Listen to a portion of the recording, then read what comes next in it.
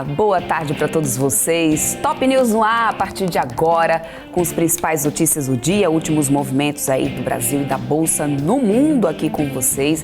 A gente vai trazendo aqui todas essas informações para todos vocês que estão aí nos acompanhando aí, né, a nossa programação desde o início da manhã, inclusive. Eu quero muito agradecer a audiência de todos vocês por aqui. Muita gente está aqui desde o período da manhã. Eu estava olhando aqui enquanto a gente estava com você com dinheiro no ar, todos que estão por aqui, o MPK já, né, marcando a presença aqui no nosso chat, inclusive. E a gente também tem, né, muitos de vocês que ficam aqui desde o início da manhã, desde o início do dia, inclusive na nossa programação.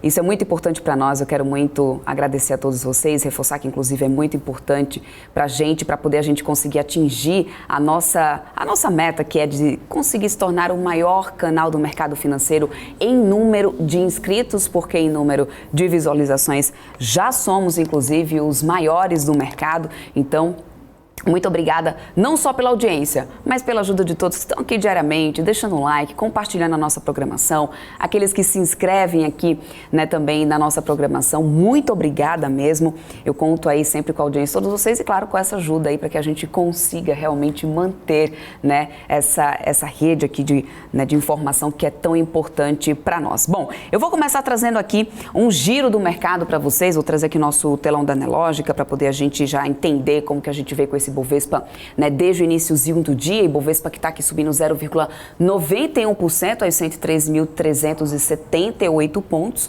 né, a gente que começou nos 112 mil pontos, 273, uma alta de 0,91%, aí aqui no dólar futuro o movimento é de queda desde o início do dia, a queda agora é de 0,9%, moeda americana cravada nos R$5,10, tá? A gente já vem assistindo esse movimento de queda desde mais cedo. Durante os últimos pregões a gente até conseguiu acompanhar o dólar furando essa casa dos 5,10, mas não conseguindo sustentar. A gente tem então o dólar hoje agora que é R$5,10. No setor, né, de educação, a gente tem Cogna e Dux, aqui quase um bloquinho aqui de educação formando esse destaque de altas do Ibovespa. Cogna, inclusive, subindo agora 11,57% a R$2,41. E Dux também em alta por aqui. A gente ainda tem Natura, aliás, sobre Natura a gente vai repercutir bastante aqui na nossa programação, né? A gente vai trazer o Phil Soares daqui a pouquinho aqui para todos vocês, ele que é especialista aí no case, vai conseguir falar um pouco mais sobre essas especulações aí, essas negociações que estariam em andamento, né? Quatro gigantes marcas do mercado fazendo ofertas para a ESOP. Então, a gente vai repercutir bastante isso por aqui. Natura vem pelo segundo dia consecutivo, né? Aqui 7,55% de alta aqui nos destaques de alta do Ibovespa. Na ponta negativa é Açaí, cai no 6,35%. JBS também mais 5% de alta, um blocão aqui, né, de frigoríficos caindo. JBS, Marfrig, Minerva. Desde o período da manhã a gente tem acompanhado essa queda de frigoríficos, não é o primeiro dia. E durante a nossa programação hoje pela manhã na BMC News, quem está aqui ligadinho sabe que a gente falou bastante, repercutimos muito aqui com o pessoal da XP sobre frigoríficos. Foi uma entrevista sensacional, logo no finalzinho ali do BMC News. A gente falou bastante sobre cada um dos papéis, ótimas análises. Se vocês não estavam aqui nos assistindo, procurem nas nossas playlists, né, que realmente foi bacana aí essa análise que o pessoal trouxe pra gente. Açaí também caindo, ó, 6,4% nesse momento. Essa situação, né, da Bolsa aqui agora no Brasil, mas olhando para o cenário internacional, a gente tem nos Estados Unidos todas as bolsas em alta, Dow Jones subindo 0,68%, S&P 500 0,96%, Nasdaq subindo 1,23%. Nos futuros americanos, a gente tinha, na verdade, uma tendência de queda logo no início, né, do dia, mas aí pré-abertura já conseguiu virar para o positivo, vem se mantendo assim durante todo o dia. Importante lembrar, temos decisões, né, fundamentais dos bancos centrais que serão divulgados a partir de amanhã. E é claro, super quarta é dia de também acompanhar a programação da BMC News para ficar por dentro das decisões dos bancos centrais. A gente sempre traz aqui em primeira mão para todos vocês. Então amanhã a gente terá tudo aqui, vocês com certeza, aliás eu com certeza, né, conto com a audiência aí de todos. Em relação a commodities, alta agora do Brent e WTI. O Brent sobe agora 0,56% com barril $84,96. O WTI subindo 0,62, barril a $78,41 Por enquanto é o que a gente tem aqui nesse momento. Daqui a pouquinho eu atualizo mais de mercado, dou mais giro aqui entre as bolsas para a gente, né, ficar ligadinho do que está acontecendo. Então, né, isso a gente vai mantendo vocês aqui atualizados. Deixa eu só dar um oi aqui pro pessoal do chat, está chegando mais gente. Estou vendo o meu nome aqui marcadinho no chat, o MPK, trazendo aqui, dizendo que é o melhor fechamento do mercado. Obrigada, viu, MPK? Eu que tenho a melhor audiência sempre. Eu sou felizarda, sou abençoada nisso. Regis Andrade, boa tarde, ainda bem que você está por aqui. Muito obrigada pela sua audiência. O Eldre também sempre aqui nos acompanhando todos os dias. O Luiz Antônio tá de olho em pets. Olha aí, a gente pode falar mais sobre pets aqui, inclusive, hein? Pelé, o Pelé tá aqui, ó, Pelé diretamente, né, do além, falando aqui com a gente, dizendo que amanhã vem nos ver também. Que bom, Pelé, fica aqui hoje também, tá? Venha me ver amanhã aqui para poder a gente ter, né, em primeira mão aí a decisão dos bancos centrais. Eduardo Pacheco, por aqui também, investimento com a economia, boa tarde para você. Rodrigo M tá aí também. A todos, nossa senhora, se eu for falar, Ed dos Santos, Nicole, minha querida Nicole, essa eu tenho que dar um boa tarde, fazer coraçãozinho, né, Nicole, minha querida, nossa RH, tá aqui presente no nosso chat, olha que maravilha, essa a gente dá a todos, inclusive vocês, gente, também deem boa tarde aí pra Nicole, tá, por favor, muito obrigada. Maurício, boa tarde pra você. Bom, vamos lá, vamos seguir com o nosso giro de notícias, daqui a pouco eu falo mais com vocês aqui no chat, lembrando que a gente sempre tem, inclusive, né, uma interação muito bacana entre vocês e os entrevistados. Então, sempre que tiverem dúvidas, deixem aqui no chat, que aí eu vou fazendo as perguntas de vocês também para os nossos entrevistados. Mas vamos lá, começando o nosso giro de notícias, falando sobre Santander, porque na avaliação do Santander, os shopping centers brasileiros devem apresentar resultados robustos no quarto trimestre, com destaque para Iguatemi e Multiplan, que são os preferidos do banco no setor devido ao forte portfólio de ativos e ampla exposição a indivíduos de alto patrimônio líquido, além de terem fluxo de caixa mais forte. O banco tem recomendação de compra para papéis do Iguatemi com preço-alvo a R$ 20. Para a Multiplan, a classificação é a mesma, com preço-alvo a R$ 32. A recomendação também é de compra para a Aliança Sonae, com preço-alvo de R$ 27. O Santander considera que a companhia deve reportar lucro pro forma após a fusão com BR Malls. Vou trazer aqui o setor, só para poder a gente, né, entender como que vemos aqui o setor de shoppings nesse momento, né? Multiplan, olha só, subindo nesse momento 1,28%, JHSF também alta de quase 2%, papel a 5,13%, Aliança Sonae está aqui 1,12% de alta, o setor inteiro em alta. E tem dados aí que podem estar favorecendo que a questão, né, na tendência de alta do consumo das famílias. Daqui a pouco eu trago mais notícias sobre isso para vocês, mas é uma coisa que também pode estar pesando positivamente para o setor de shoppings.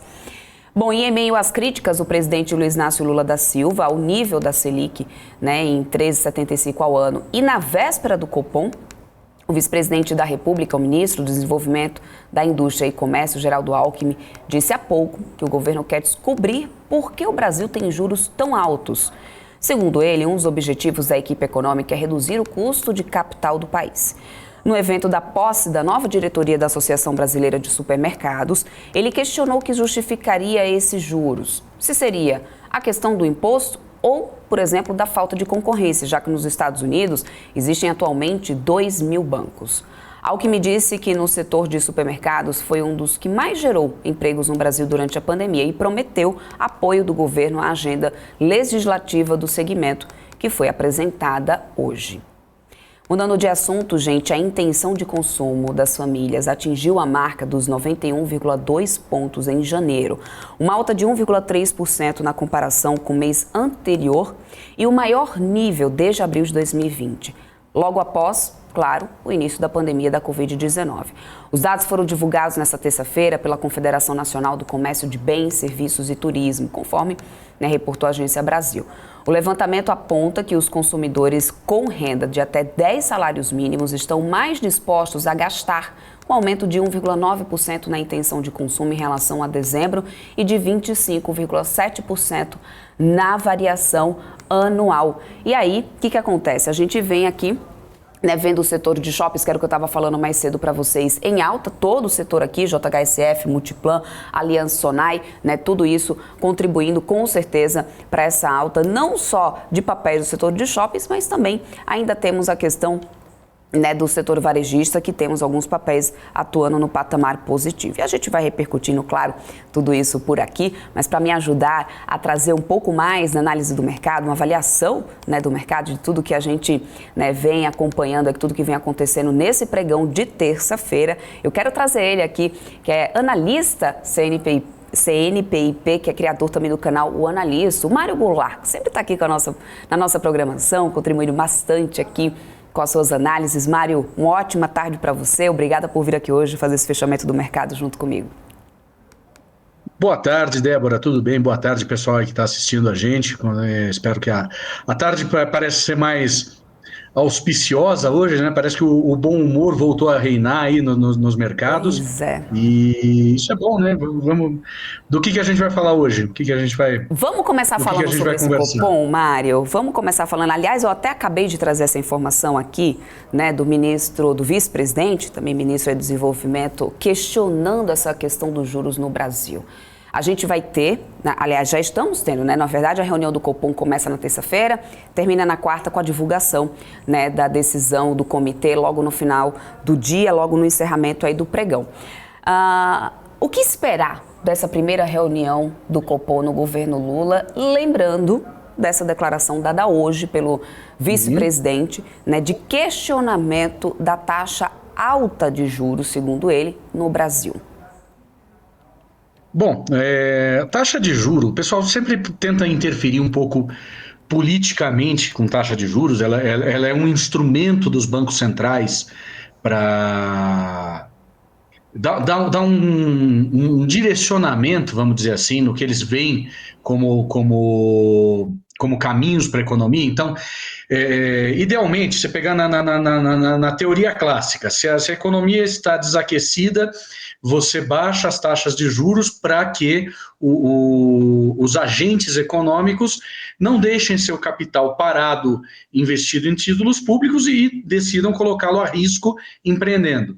Da mesma forma, quando você tem momentos de inflação muito alta, você aumenta as taxas de juros para tentar dar uma reduzida no ritmo da economia através dessas taxas de juros, para você tornar o custo do dinheiro mais caro e você diminuir a atividade econômica. Isso é o que a gente está vendo.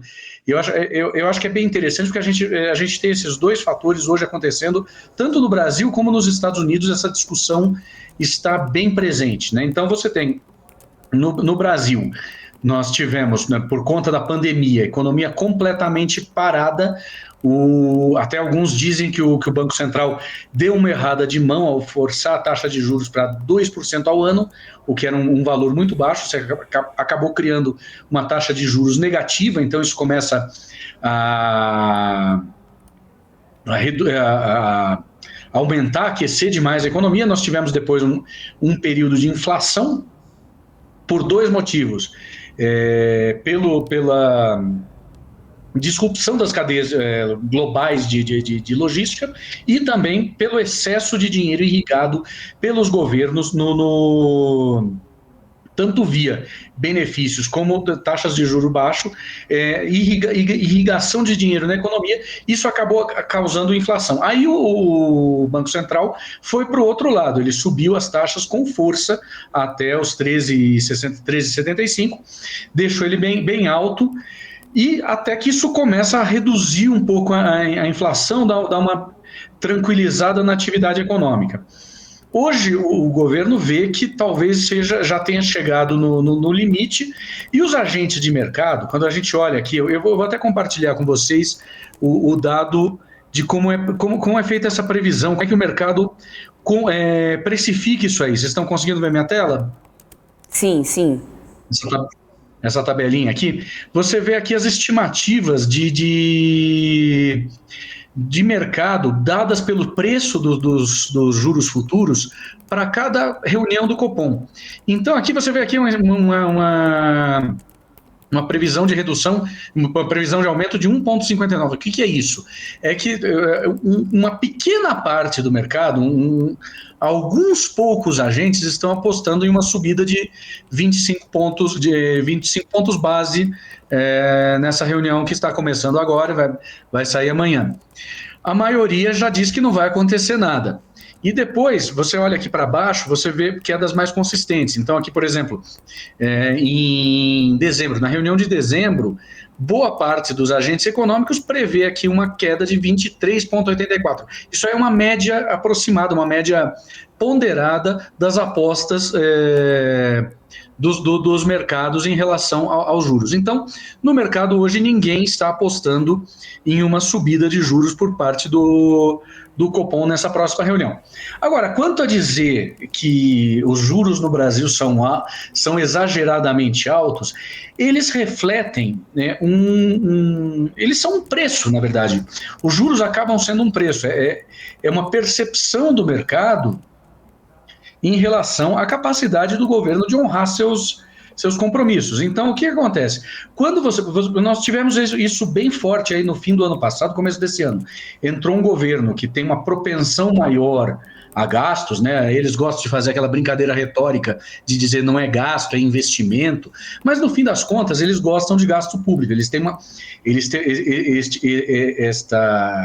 pessoal que está no governo agora tem uma tendência maior ao gasto público, né? Não que o Bolsonaro não tenha tido, o Bolsonaro fez um aumento gigantesco de gasto público para tentar se reeleger, aumentou as bolsas, mudou de nome, Auxílio Brasil, prometeu. Bom, tem aumento de gasto. O que o mercado começa a olhar? Começa a olhar a capacidade do governo de honrar seus compromissos.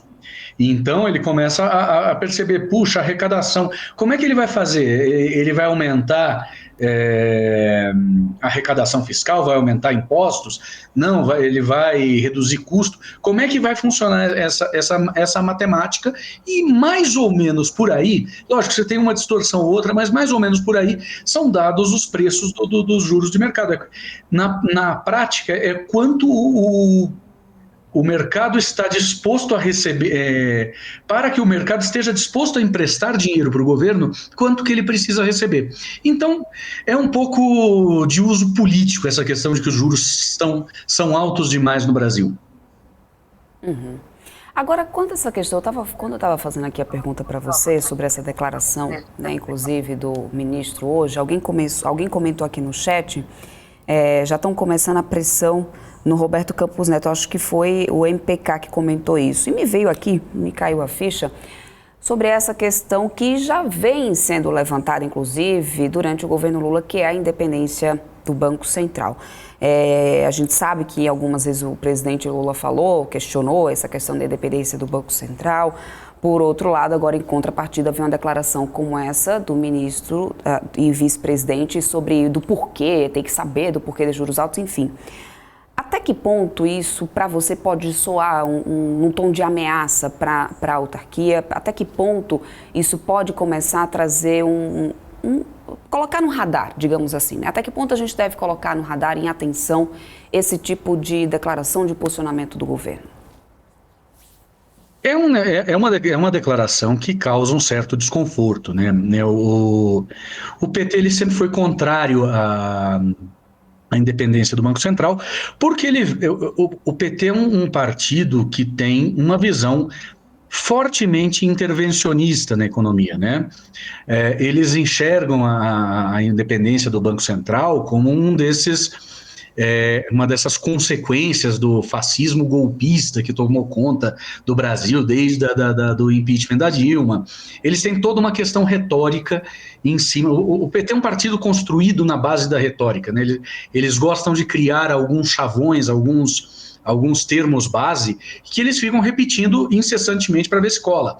Por exemplo, essa questão do não é gasto, é investimento. Isso aí é para criar um mindset positivo ao aumento de gastos. Então, dito isso, eles são contrários a essa questão. É difícil porque você tem que mudar a Constituição, porém, nós temos um fator político interessante. A partir de amanhã nós temos a eleição da presidência e das comissões na Câmara e no Senado. E parece, o que a gente escuta aí é que existe um acordo para reconduzir o Arthur Lira à presidência da Câmara, e uma das condições para ter o voto dos deputados do PT seria que a Comissão de Constituição e Justiça, que analisa justamente as emendas constitucionais antes delas irem para votação, ela mais ou menos pauta que a Comissão de Constituição e Justiça ficasse com algum deputado do PT. Isso aí poderia trazer um pouco de desconforto, tendo em mente que o Luiz Inácio gostaria de terminar com a autonomia do Banco Central. Então, isso acende uma luz vermelha. Por outro lado, o desgaste político é gigantesco. Você vê desde o começo do governo, nós estamos em uma brincadeira de morde-a-sopra. Um agente do partido fala alguma coisa, aí vem alguém e põe panos quentes. O Luiz Inácio fala de acabar com a autonomia do Banco Central, com o Banco Central independente, vem o Alexandre Padilha das relações institucionais botando panos quentes nisso aí, falando, não é bem assim, adia a conversa. Por quê? Porque cada declaração desse tipo causa uma reação na Bolsa, que a Bolsa cai, e esse númerozinho que eu mostrei aí do CDI futuro, ele pula para cima. Então, às vezes, alguém fala uma besteira lá em Brasília, esse número vai lá para cima. Aí quando alguém desmente, fala, não era bem assim, esse número vem para baixo. Então você tem também e o efeito desse negócio sobre as contas públicas é brutal. O custo de rolar a dívida do governo aumenta. Então essa tabelinha aí é uma forma de controlar o besterol que o governo fala. Bom, mudando agora de assunto, né, saindo um pouco desse cenário mais político, vindo aqui mais para o mercado, Americanas. A gente teve hoje uma informação de que Americanas contratou Cristiano Zanin, advogado do Lula, para atuar em processos contra o BTG. Bom, Lojas Americanas, né, que inclusive já está começando esse processo de demissões lá no Rio de Janeiro. A gente sabe que começou esse processo de recuperação judicial e na pressa para essa recuperação judicial não foi incluída nessa questão de pagamento de funcionários. Então, fazendo a demissão, eles teriam que de imediato pagar as contas ali dos funcionários. Acho que é um problema, mais um desdobramento de Americanas. Como que você avaliou essa notícia aí do Zanin atuando em Americanas, esse início já de rodada de cortes da Varejistas também, o Mário? Olha, o mercado gostou bastante. Eu estou um pouco ainda preocupado, eu tenho um pouco de receio de recomendar que alguém saia comprando Americanas, e eu falei isso desde do momento que se descobriu a fraude. O que acontece? Você chega nesse ponto da recuperação judicial, isso é comum a todas as empresas que passam por esse período de ou uma quebra de confiança ou um problema de recuperação judicial. No caso da Americanas, as duas coisas. Se você olhar esse histórico, OGX, Oi, lá para trás Varig e outras aí que a gente pode, IRB, todas elas chegam num ponto que a ação despenca, todo mundo se livrou da ação, a ação está valendo nada. E aí o pessoal, qualquer notícia é motivo para grandes altas e grandes quedas, né? Então, por exemplo, a Americanas, ela já subiu, praticamente dobrou desde o seu mínimo nessas operações de notícia. O pessoal, os acionistas de referência lá, o Trio Maravilha, vão fazer um empréstimo ponte. Oba, vamos comprar Americanas. O Cristiano Zanin, que soltou o Lula, foi contratado pela direção da empresa para resolver o problema com credores. Oba, vamos comprar.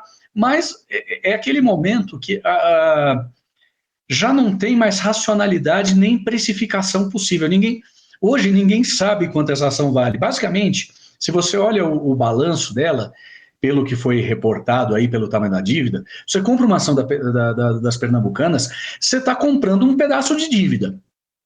E um pedaço de dívida não deveria valer dinheiro nenhum, você está comprando uma roubada gigantesca. Mas existe muito, isso é muito comum.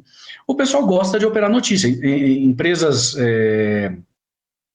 o pessoal chama de distressed companies, né? Empresas que estão estressadas, o papel já era, elas começam a ter essa situação de operação de notícia. Então, Eu não saberia avaliar se isso é positivo. Se você pegar as duas notícias que estão aí na mídia hoje, uma a do Zanin e a de um possível empréstimo do Ponte do Trio Maravilha, lá do Sucupira, do Lehmann e do Telles, eu acho que eu tenho mais razões teria mais razões se eu estivesse investindo na empresa para ficar animado com o empréstimo Ponte. Talvez isso seja uma boa. Só que isso vai custar também, isso vai provavelmente ser transformado em alguma espécie de diluição dos acionistas. Então, não tem muita notícia boa, não. Agora virou meio barata voa, tá? Com essa crise de Americanas, Magalu conseguiu se destacar e é o papel que, aliás, mais tem acumulado alto no Ibovespa nesse mês de janeiro. Deixa eu até trazer aqui o nosso monitor de mercado no volume, na variação mensal. Né? Eu mostrei isso mais cedo aqui durante o período da manhã, vou mostrar aqui para vocês novamente. Era um dos papéis que mais vinha acumulando, então, altas. Olha só, Magazine Luiza nesse mês de janeiro, a gente está no dia 31, mais de 60% de alta para Magalu. Acredita que essa alta será sustentável, ou Mário? Qual que tem sido a tua avaliação sobre essa mudança aí de posição depois dessa crise de Americanas? 3 fatores aí que a gente tem que considerar. Um deles é que você tem alguns fundos, algumas carteiras que têm uma composição pré-definida, setorial. Então, quando a Americanas perdeu, sei lá, 90% do valor, o pessoal precisou rearranjar o quinhão varejo desses portfólios e acabou comprando Magalu. Comprou um pouco de Via Varejo também, mas não foi um movimento tão forte. Outra percepção é que com a virtual implosão das lojas americanas, a Magalu se beneficiaria de uma parte desse market share. Tem muita gente que fala que a empresa mais apropriada para pegar esse market share, na verdade, seria o Mercado Livre, tá? que negocia aqui no Brasil via BDR, né? O Meli 34. Mas muita gente acha que a Magalu se beneficiaria, sem dúvida. Você pega um grande player, ele desaparece do mercado, os outros players vão pegar esses pedaços aí do e-commerce, um pouco da Magalu tem sua presença em varejo físico, né? Então ela tem um espaço para crescer em cima disso. Outra coisa que vem beneficiando a Magalu é que parece que a curva. O que pegou na Magalu ano passado que ela perdeu, acho que 80% do valor? Como a gente falou aqui no comecinho, os juros subiram de 2% para 13,75%. E a Magalu é uma empresa, endividada, 2, dependente de pessoal que se endivida para comprar. Então, começou a ter inadimplência e o custo da dívida dela, o custo financeiro da Magalu, subiu demais. Agora nós estamos vendo aí que parece que a curva de juros aqui no Brasil chegou no seu limite. A gente vem apontando aí, até mostrei ali os números, que mais para o fim do ano ela vai começar a cair. Então, isso vem impactando positivamente os números de dívida da Magalu. Parece que também ela está fazendo alguns esforços aí de reestruturação de dívida. Então, parece que nós tivemos aí uma tempestade perfeita para a ação da Magalu nesse começo de ano. Tanto a situação financeira dela vai melhorando um pouquinho. Ela era também sempre apontada como uma empresa aí do pacote Lula, né? Uma empresa que se beneficiaria bastante dessas injeções de recursos via bolsa. Então ela teve uma série de fatores positivos. E além de tudo, ela vê um dos seus maiores concorrentes praticamente desaparecer do mercado. Ninguém sabe o que vai acontecer com as americanas e ela tem capacidade de pegar uma fatia desse mercado para ela. Então é isso que vem animando aí o pessoal em relação a Magalu. Cuidado, calma, porque ela ainda não é uma empresa 100% saneada. Eu vou mostrar aqui para vocês um resuminho financeiro da situação atual da Magalu. Perfeito. Vou pegar aqui compartilhar a tela com vocês. Ela ainda não está assim aquela maravilha toda.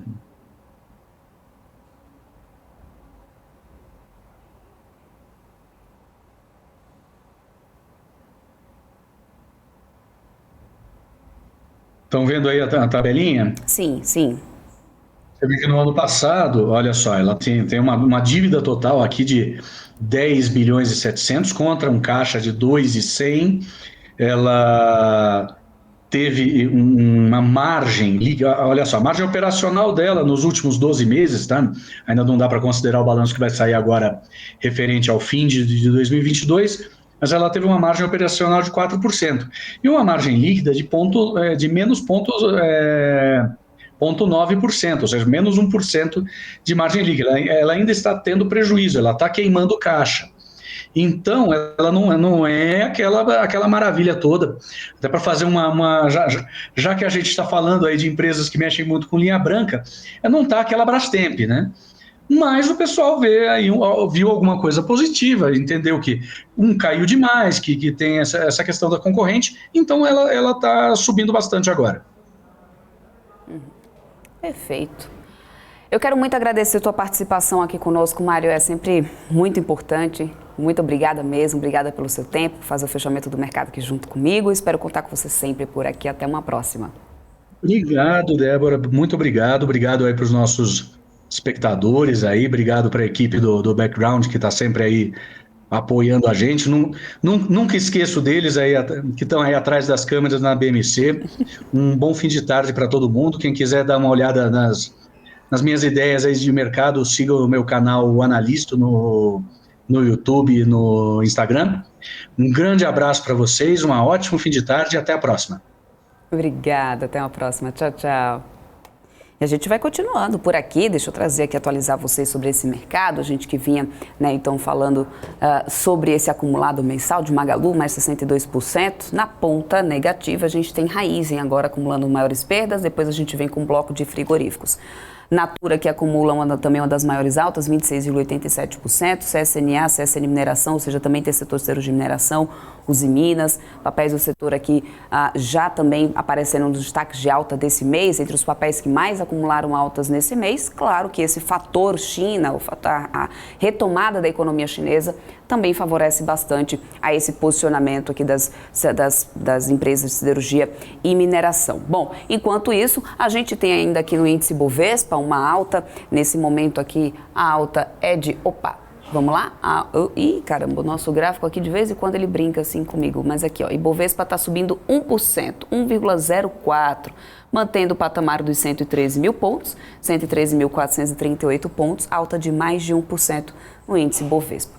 Eu vou para um rápido intervalinho comercial, na volta a gente chega aqui com mais giro de notícias. A gente vai ter o Phil Soares por aqui para poder repercutir bastante esse case de Natura. Se vocês tiverem alguma dúvida, é só deixar por aqui. Daqui a pouquinho eu tô de volta, não sai daí.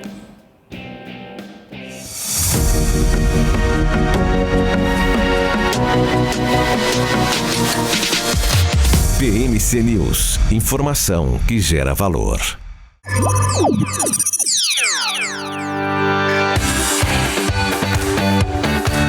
Aqui você pode negociar índices como DAX, Nasdaq e S&P 500 e commodities como soja, cobre, petróleo e café.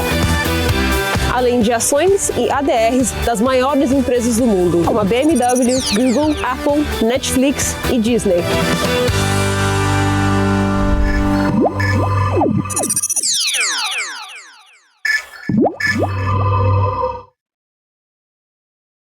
Você está cansado da mesmice? Negociando em plataformas com ferramentas desatualizadas?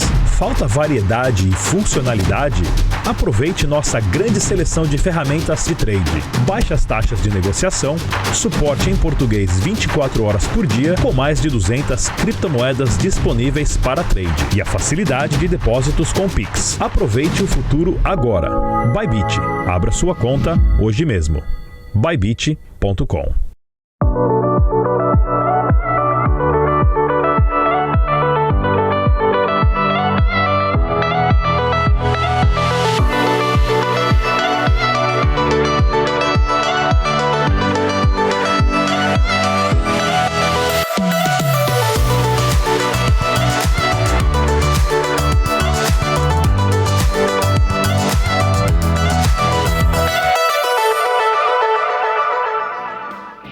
Estamos de volta, vamos para mais um giro de notícias, gente. A receita líquida total da indústria brasileira de máquinas e equipamentos caiu 5,9% em 2022 em relação a 2021, foi o que informou a ABIMAQ. O montante total foi de 310,4 bilhões de reais. O desempenho é resultado, inclusive, da queda de 7% da receita líquida interna, que somou 245,8 bilhões no ano, parcialmente compensada pelo aumento de 21% das exportações. Em dezembro, a receita líquida total atingiu 23,1 bilhão, queda aí de 4,1% em relação a novembro e também de 9,8% em relação ao mesmo período de 2021. O consumo aparente de máquinas no Brasil somou mais de 389 bilhões em 2022, uma queda de 6,8% em relação a 2021. Como as importações superaram as exportações no ano, a balança comercial do setor mostrou déficit de 12,7 bilhões de dólares. E o saldo de emprego em dezembro de 2022 ficou negativo em 431 mil postos de trabalho, conforme mostram os dados cadastrados do novo Cadastro Geral de Empregados e Desempregados, o CAGED, que foi divulgado nesta terça-feira. Com isso, o saldo no acumulado de 2022 é de mais de 2 milhões de empregos. Mudando de assunto, gente, falando agora de commodity, o Brasil deve exportar mais de 1 milhão de toneladas de soja em janeiro, 1,2 milhão de toneladas. Isso de acordo com a estimativa da Associação Nacional dos Exportadores de Cereais, a ANEC, que foram divulgadas nesta terça-feira com uma redução em relação à previsão de 1,3 milhão na semana anterior. Para o milho, a ANEC estimou 4,9 milhões de toneladas exportadas no mês, também abaixo do volume de 5,2 milhões projetado na semana passada, segundo a Reuters. Para o trigo, por sua vez, a entidade de exportadores prevê um volume exportado de 784 mil toneladas em janeiro contra 803 mil estimados anteriormente. E a B3 questionou Americanas sobre a oscilação atípica de ações nos últimos pregões. Veja agora esse e outros destaques do mundo corporativo. Acompanhe. A B3 pediu esclarecimentos a Americanas a respeito das oscilações atípicas do valor das ações da varejista desde o dia 17 de janeiro. Em resposta, a empresa afirmou que não há nenhum fato ou documento vinculante que mereça divulgação, conforme legislação em vigor. Mas a varejista lembrou que há discussões em curso com credores financeiros da companhia, que entrou em pedido de recuperação judicial nesse mês. E o Goldman Sachs elevou a recomendação de Banco Inter para a compra, mas reduziu o preço-alvo de $4,60 para $4,20. O banco incorporou uma visão de longo prazo mais construtiva para a Inter, ao mesmo tempo que reduziu as estimativas para 2023 em 15% para 287 milhões de reais, o que implica em retorno sobre capital de 4%. Já a XP reiterou a recomendação de compra para a Minerva, com preço-alvo a R$ 19,10. A aquisição da Breeders & Packers Uruguai para a companhia é positiva, já que fortalece a presença da marca na América do Sul, segundo a corretora. Bom, a gente vai continuar falando aqui sobre mercado com o Phil Soares, ele que é chefe de análise de ações da Hora, mas já está aqui com a gente. Phil, muito obrigada, é sempre muito bom ter você aqui no Top News, seja sempre bem-vindo. Olá, tudo bem? Prazer estar aqui com vocês, como sempre. Tudo ótimo. Phil, Natura, não dá para ser outro assunto, eu sei que você domina bastante sobre o case. Bom, a gente está tendo o segundo dia consecutivo de alta, de sessão de alta da companhia, que diz que segue sim avaliando essa viabilidade de vendas de participação da ESOP. A companhia confirmou que essas notícias de véspera sobre a venda também da ESOP reflete especulações de mercado acerca do processo que já está em curso. Primeiro, você acredita que pode mesmo ser concluída uma negociação com alguma dessas marcas? Qual dessas teria maior sinergia com a ESOP agora da Natura, na tua opinião? Olha, a gente está acompanhando exatamente a notícia que teve no Bloomberg, divulgada. Não foi citado fonte, nem nenhuma declaração aí oficial da empresa, mas esse já é um movimento que estava no radar, e aí reavivou algum crédito aí que o mercado venha dando para a Natura, que foi muito descreditada mesmo ao longo desde a divulgação lá do terceiro TRI de 2021. E o que a gente acha que faz sentido é uma marca assim não sei se teria muita sinergia, é uma marca razoavelmente pequena, né? Especialmente falando no contexto dessas empresas que estão sondando. A L'Oréal é disparada a maior empresa de cosmético do mundo, né? Cosmético standalone. Além disso, a Louis Vuitton não é tão tradicional assim em cosmético, ela é bem maior ali em bolsas, né? Em artigos de luxo e também em bebidas, né? Mas acho que faria todo sentido em qualquer uma das duas. A Shiseido também, japonesa, que é um pouco menor, mas enfim, está avaliando também a aquisição. Acho que faz todo sentido para qualquer uma delas, mas é uma operação aí de compradores com um porte bem maior, né? Então, vamos ver. Agora, para a Natura seria com certeza muito bom, né? A Natura que está precisando aí de um repricing urgente, né? Então, isso aí avaliaria a Aesop num total aí de pelo menos 2 bilhões de dólares, é o que a própria Natura aí vem falando de sinalização de número, né? Não recentemente, mas desde a sinalização da intenção de venda. E se a Aesop está valendo 2 bilhões de dólares, quanto é que está valendo a Natura, que hoje está avaliada a 3,5 bi? Então, a Aesop que tem um percentual bem menor aí de receita em relação à Natura como toda. A Natura é a quarta maior companhia de cosmético aí do mundo. Então, acho que vai ser muito bom em termos de reprice, né? E o mercado reagiu bastante, né? A gente está vendo aí uma reação bem forte do mercado. A Natura subindo aí acima de 20% ao longo desse mês de janeiro. Uhum.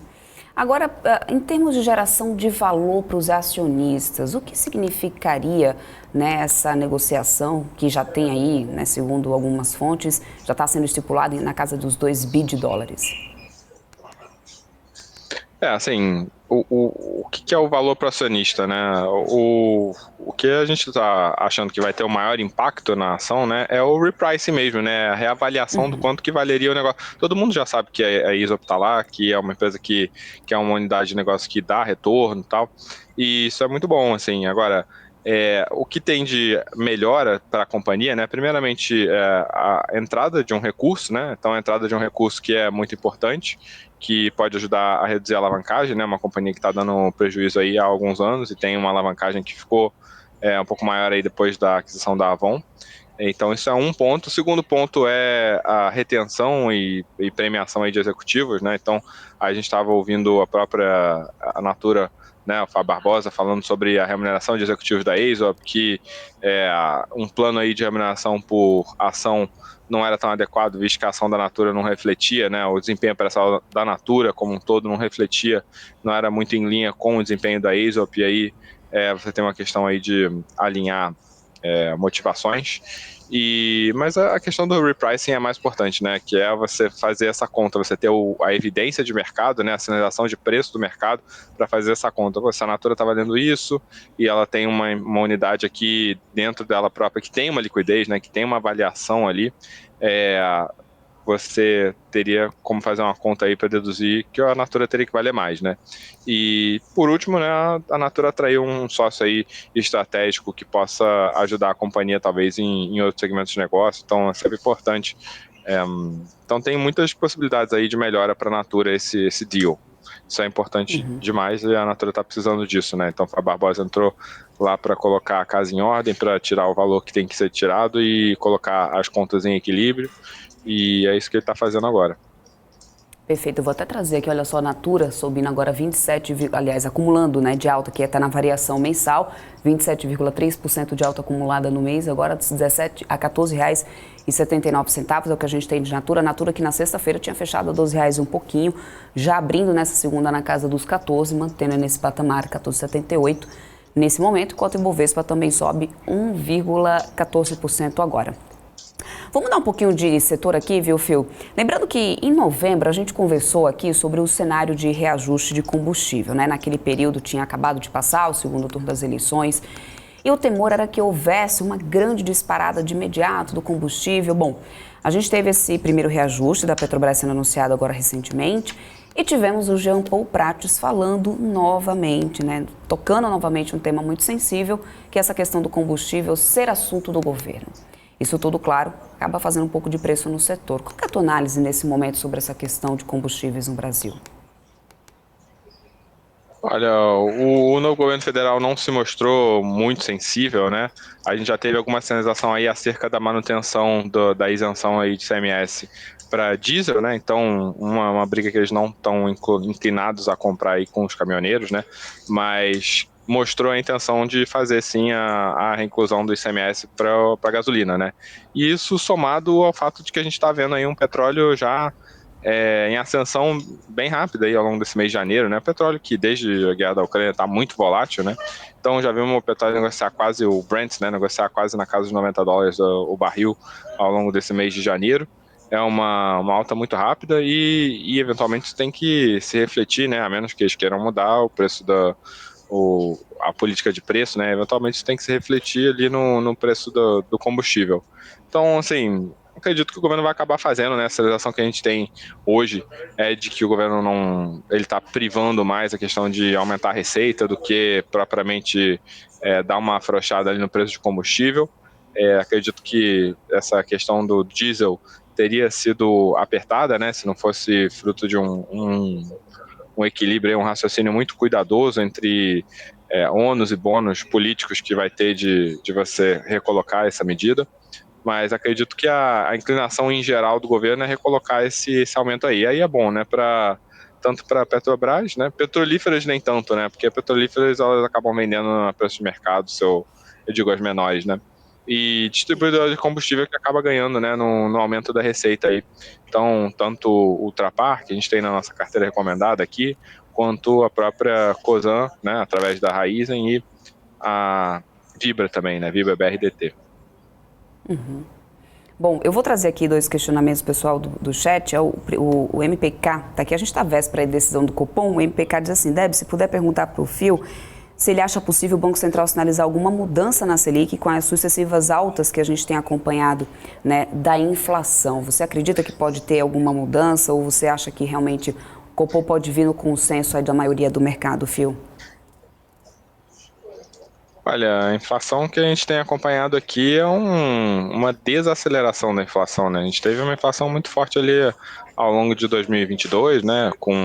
Ao longo de 21 e 22, né? Mas 22 destaque aí por causa de guerra na Ucrânia e tal. Então, inflação muito focada ali em agrícolas, né? Em commodities geral agrícolas, tivemos aço, tivemos petróleo também. Petróleo chegou a negociar nos $130 o barril. Então, ao longo desses últimos meses aí, ao longo desses últimos 6 meses, a gente está observando um arrefecimento, né, uma queda, né, tanto falando de petróleo, quanto falando de aço, né, de ferro, quanto falando de soft commodities, né, trigo e energia e alimentos são os indicadores aí, são os elementos dentro da cesta da inflação que geralmente tem uma queda mais forte, né, até o dólar, né, dólar que impacta muito também, especialmente no IGPM, né, no IGP, até o dólar a gente está acompanhando uma queda do dólar, tivemos aí o dólar chegando a bater 5,30, agora já ali na casa 5,15, 5,20, então não vejo nenhuma sinalização aí. Esse dólar que agora, nesse momento, o futuro negociando 5,10, né? 5,098. Não vejo nenhuma sinalização para uma possível alta de juros, né? Uma sinalização aí de maior endurecimento de política monetária, não. A gente viu muito ruído do governo, né, ao longo desses últimos 2 meses, mudanças no Boletim Focus, abertura de curva de juros futura, né, refletindo exatamente perspectiva mais deteriorada, mas ao longo dessa última semana ou duas aí, a gente já teve um arrefecimento dessa situação, então, perspectiva aqui é de que a gente não tenha um endurecimento da política monetária, não, nem da taxa efetiva em si, nem do guidance, né, do tom da carta que a gente vai derivar aí, né, uma perspectiva para o futuro. Ok, Phil. E aí ele também pergunta se você ainda cobre 2 cases aqui, se sim, pede para você falar um pouco sobre um dos, é o Ocean Pact, Serviços Marítimos, você ainda está cobrindo o Ocean Pact? Sim, a gente continua acompanhando, né, o Ocean Pact, tem a questão da Petrobras, né, porque se você olhar em termos de rentabilidade, a gente teve já a maioria dos contratos firmados, né? Os contratos que deveriam ter sido firmados foram firmados ao longo do ano de 2022, então eles fizeram exatamente o que falaram que iam fazer com o dinheiro do IPO, né? Aumentaram a frota aí de 23 para 34 embarcações e já colocaram todos os contratos que deveriam colocar e agora estão ao longo desse último trimestre, né? Do terceiro trimestre que foi resultado divulgado, colocaram já os barcos já mobilizaram os barcos, então a gente deve começar a ver aí resultados desse movimento no quarto tri e cheio agora no primeiro tri de 23. Então, a nossa perspectiva é de que o número já venha bem melhor, né? Então, já com resultado bastante satisfatório aí ao longo de primeiro tri de 23. E é isso que o mercado está esperando, né? A gente já viu algumas altas de preço aí da ação mesmo, né? Então a ação que está não cai, né? Estamos vendo aí uma ação bem resiliente. Tivemos também uma vitória no judiciário da Ocean Pact, né? Em relação a uma embarcação, uma vitória que tem um valor da causa aí de 400 milhões de reais, que é muito próximo, inclusive, do valor inteiro da Ocean Pact, então isso é importante. Então estamos com um news flow positivo para a empresa, e o nosso único ponto de atenção é a nova gestão da Petrobras, né? Petrobras que hoje é responsável aí por 70%, alguma coisa entre 50% e 70% dos contratos de embarcação. Então, a Petrobras, que ao longo do último governo do PT teve uma questão de contratação de serviços e produtos que não era muito transparente. Então, caso isso continue, a gente já teve isso acontecendo na Ocean Pact no passado, quando ela nem era aberta em bolsa, né? Então, um ruído muito grande, uma falta de transparência nos contratos e uma falta de capacidade de acessar a Petrobras como cliente. Isso é possível que aconteça, não acho que vai acontecer em 2023, mas é um ponto que a gente tem no radar como casa, né, e como recomendador aí do papel para o mercado. Agora, número para próximos trimestres, a gente acredita que vai vir melhor, mais forte, né, e que vai puxar o papel para uma alta aí. Perfeito. E o outro case, que ele pergunta se você ainda está cobrindo, você pode falar um pouco, é sobre Mills 3. São os dois pedidos, aqui eram os dois pedidos do MPK aqui para sua análise, Phil. Mills é a empresa de aluguel de máquinas e equipamentos, né? A gente deu uma olhada neles agora ao longo desse mês de janeiro, fizemos um call com eles aqui para os nossos investidores. É uma companhia que está bem redondinha, né? Está com um endividamento bem módico, está entrando agora em aluguel de linha amarela, né? De tratores e escavadeiras. A gente gosta bastante desse modelo de negócio, tá? Então, é um mercado que está muito pulverizado. Aluguel de maquinário em geral, né? Falando aqui, a gente olha um pouquinho mais no detalhe a Vamos, né? Que é de caminhões. Tem também coisa em linha amarela, mas mais focado em caminhões. Em linhas gerais, esse é um mercado que está bastante pulverizado, né? A gente acha que o modelo de negócio faz sentido, né? Você centralizar a manutenção, você reduz a ociosidade. E é uma companhia que já vem nessa toada de aluguel de maquinário, né, com as plataformas elevatórias, que foi um grande pivô aí no modelo de negócio da companhia, que até a crise da Lava Jato era muito focada em construção de grande porte, andaimes e construção civil e infraestrutura. Então, gostamos bastante da mudança que foi feita, gostamos do modelo de negócio atual e gostamos da gestão também. E acho que é uma companhia que tem tudo para dar certo. Sim, em termos de valuation, a gente vê um pricing em linha, talvez um pouquinho descontado, sim. Mas acredito que seja uma boa ideia de investimento. Não é uma companhia que a gente recomenda aqui formalmente, né? Não temos relatório como a gente tem, por exemplo, de Ocean Pact, mas é uma companhia que vejo com bastante bons olhos. Uhum. Perfeito, mas e sobre IMC, que na verdade ele tinha pedido, era sobre, acho que você não conseguiu entender, ficou ótima, aliás, a avaliação, para o pessoal já botar na ponta do lápis, porque é um papel que pouquíssimo pedem por aqui, que é Mills 3, mas aí eu acho que minha pronúncia não ficou muito legal para ti. Ele pediu sobre IMC, na verdade, o Phil. Ah, tá. Não, IMC é a companhia, né, que opera aí as marcas de KFC e Pizza Hut aqui no Brasil. Essa a gente tem acompanhado, sim, né, mas não tem acompanhado mais tão de perto, não. A gente está vendo um trabalho bem feito aí do Alexandre Santoro, né, que tem refeito o menu, tem tido campanhas de marketing mais agressivas, né. Em termos de número, a gente está vendo melhora, mas ainda não estamos vendo uma companhia decolando, não. É um papel que está bastante sem liquidez, mas a gente a gente não tem olhado com muita proximidade, não. Parece que as coisas estão realmente acontecendo para frente, né, melhor do que o esperado lá.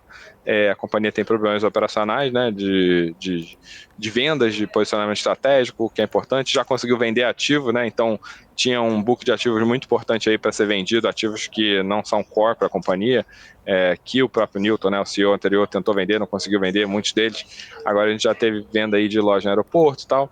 Então a gente vê com bons olhos, sim. O negócio é bem mais competitivo, né, um negócio bastante competitivo.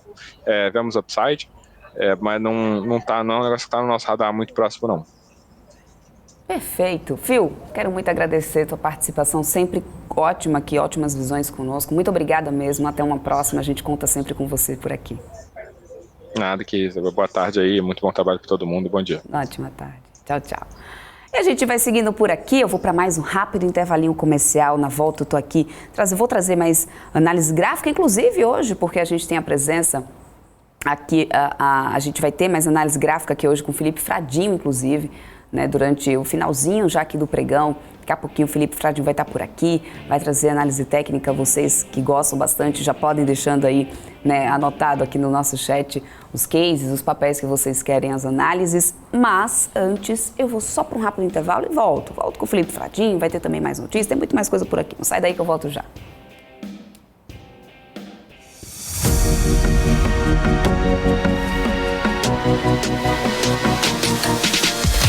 PMC News, informação que gera valor.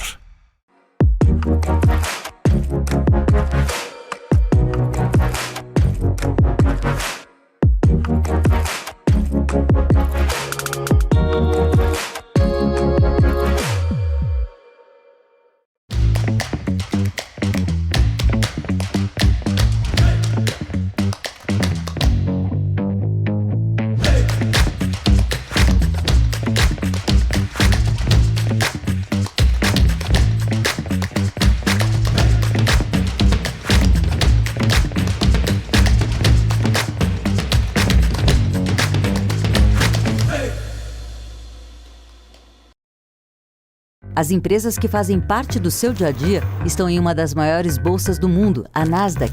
E a boa notícia é que você pode investir nessas empresas diretamente pela Avenue, sua corretora nos Estados Unidos. Com os dados das ações dos Estados Unidos fornecidos pela Nasdaq em tempo real, o cliente Avenue pode acessar diretamente as maiores bolsas do mercado americano.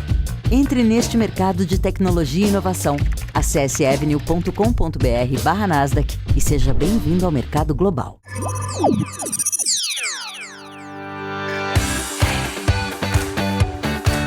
Aqui você pode negociar índices como o DAX, Nasdaq e S&P 500 e commodities como soja, cobre, petróleo e café. Além de ações e ADRs das maiores empresas do mundo, como a BMW, Google, Apple, Netflix e Disney.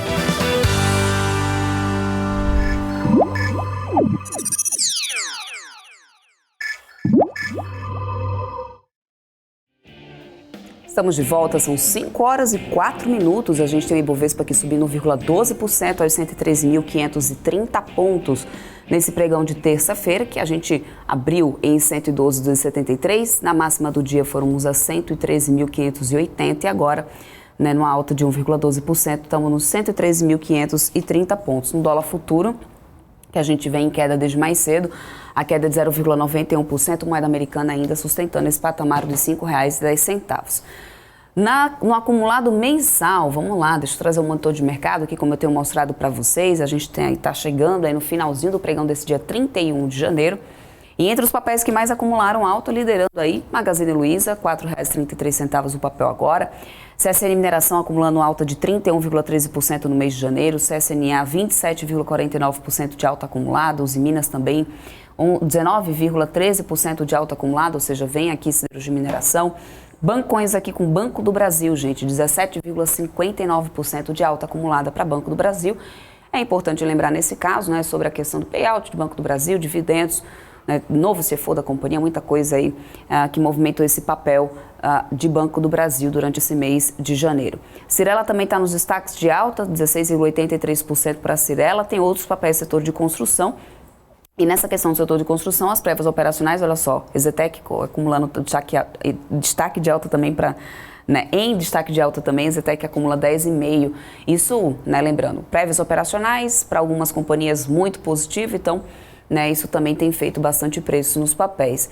Aí, na ponta negativa, em destaque aí, de cara, aquele bloco de frigoríficos, como eu falei mais cedo, Marfrig mais de 11%, quase 12% de queda acumulada no mês. Raízen também aqui, ó, 11,76% de queda. Em relação à Raízen, a gente sabe que essa questão do reajuste do combustível, demorando um pouquinho mais, essa desoneração também no ICMS do combustível, isso acaba fazendo, vinha fazendo com que o etanol perdesse um pouco de competitividade, então afetou um pouquinho aí também as negociações. BPAC 11, queda de 9% acumulada no mês. Na situação do BTG, tem esse reflexo aí da situação de Americanas, que impactou bastante não só BTG, como o Banco Bradesco, ali são os papéis que, são os bancos que são credores também de Americanas, e isso impactou bastante, esse caso de Americanas impactou bastante outros papéis de outros setores, bancões, um deles. Lá nos Estados Unidos, a gente tem agora por aqui, olha só, Dow Jones subindo 0,65%, S&P 500 está subindo 1,03%, Nasdaq, a Bolsa da Tecnologia, por lá 1,37%. O investidor, parece que já precificou aí tudo que tinha que precificar e agora dá um certo respiro para as bolsas americanas ainda, nessa véspera de Fed, essa decisão do Comitê de Política Monetária americano que deve sair nessa quarta-feira e a gente trará tudo aqui para vocês em primeira mão. O Brent sobe agora 1,22% e em relação a commodities é importante lembrar que a gente também teve alta do minério de ferro na segunda sessão dos contratos futuros de Dalian e isso ajuda também bastante o setor, que tem vários papéis aqui nos destaques de alta do mês.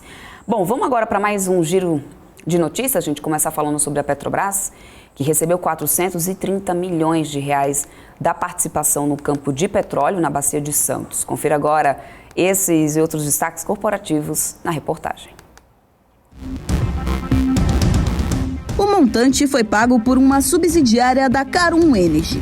O contrato entre as empresas diz que a Petrobras deve receber uma participação da venda do barril do petróleo da área concedida no campo de Baúna, nas águas rasas da Bacia de Campos, dependendo do valor do barril do petróleo. As demais parcelas do pagamento contingente poderão ser recebidas pela Petrobras até 2026, dependendo da evolução do preço do barril de petróleo em futuros exercícios.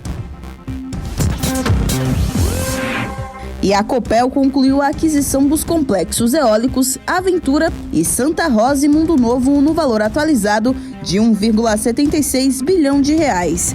Com a adição dessa capacidade, a fonte eólica passa a representar 17% do portfólio de geração de energia do Grupo Copel, beneficiando seu portfólio com o incremento de energia incentivada e a redução da exposição ao risco hidrológico. Já a Neoenergia informou que a linha de transmissão de Rio Formoso, na Bahia, iniciou as operações. O trecho compreende uma linha de transmissão de 210 quilômetros, com 2 subestações. O lote de Rio Formoso conta com a receita anual permitida total de 22 milhões de reais. O trecho foi entregue com 14 meses de antecipação e uma economia de 25% nos investimentos estimados pela ANEEL. Bom, e voltando a falar de Americanas que deu início nessa recuperação judicial no último dia 19, já teria começado nessa terça-feira com os cortes de pessoal. As demissões começaram aí no Rio de Janeiro, que é a sede, onde fica a sede da companhia, que foi fundada em 1927 por imigrantes americanos. Os cortes nesse primeiro momento devem envolver os terceiros, mas também serão estendidos ao pessoal contratado em regime CLT. Uma dificuldade adicional para os cortes é que, na pressa em apresentar a sua recuperação judicial para não ter recebíveis bloqueados por bancos credores, a Americanas não incluiu os funcionários no processo, ou seja, o valor devido aos funcionários cortados não poderá entrar no processo de recuperação judicial e deverá ser pago normalmente pela empresa. Lembrando que a empresa soma cerca de 42 bilhões de reais em dívidas com credores. São cerca de 45 mil funcionários diretos e indiretos. Procurada, Americanas ainda não se pronunciou oficialmente sobre esses cortes até o momento. E o secretário de Política Econômica do Ministério da Fazenda, Guilherme Mello, ele disse mais cedo que o controle de despesas é o melhor instrumento para administrar a trajetória da dívida pública e que essa ideia está sendo levada em consideração na elaboração do novo arcabouço fiscal pelo governo Lula. Mello afirmou ainda que a regra que substituirá o teto de gastos tem de dialogar com as novas tendências globais e apontar a trajetória de algumas variáveis centrais, entre elas a dívida pública. E ele disse que o Ministério da Fazenda deve fechar uma proposta nos últimos meses que precisará ainda passar pelo crivo da Presidência da República. A ideia é que seja apresentado a tempo, de orientar inclusive a formulação da LDO de 2024 em abril. O secretário afirmou que há uma terceira geração de regras pós-Covid no mundo que visam garantir simplicidade, a sustentabilidade da dívida, que é o grande objetivo da política fiscal, e um grau de flexibilidade para resistir a possíveis choques. Mudando de assunto, o ministro da Fazenda, o Fernando Haddad, ele disse, após a reunião hoje, na Federação Brasileira de Bancos, em São Paulo, que desde o dia 1º de janeiro não discutiu mais o assunto sobre a desoneração de combustíveis, fazendo referência à isenção de impostos sobre a gasolina e o álcool, que o presidente Luiz Inácio Lula da Silva prorrogou até o fim de fevereiro. A agenda discutida com o setor financeiro é a mesma debatida com o setor produtivo ontem, quando Haddad participou de encontro na Federação das Indústrias do Estado de São Paulo, a Fiesp. Questionado sobre a possibilidade de redução da carga tributária, um pleito apresentado pela indústria no dia anterior, Haddad disse que a reforma tributária prevê exatamente isso, prevê redução da carga tributária para a indústria e que precisa mandar a nova regra fiscal para o Congresso, que isso inclusive já está contratado. Haddad citou ainda a questão do crédito, que entrou, na ordem do dia, segundo ele. Vamos agora às notícias internacionais, gente. As bolsas europeias fecharam mistas, melhorando com Nova York na reta final, já em meio aos números do quarto trimestre, E antes da decisão de juros do Banco Central, uma série de lucros corporativos, com foco também no Fed, como os formuladores programados para anunciar a decisão amanhã na Europa. O UBS Group caiu 2,29% na Suíça, apesar das taxas terem ajudado a compensar uma redução nos volumes de negociação. O PIB da região da zona do euro avançou 1,9% no quarto tri, na base anual.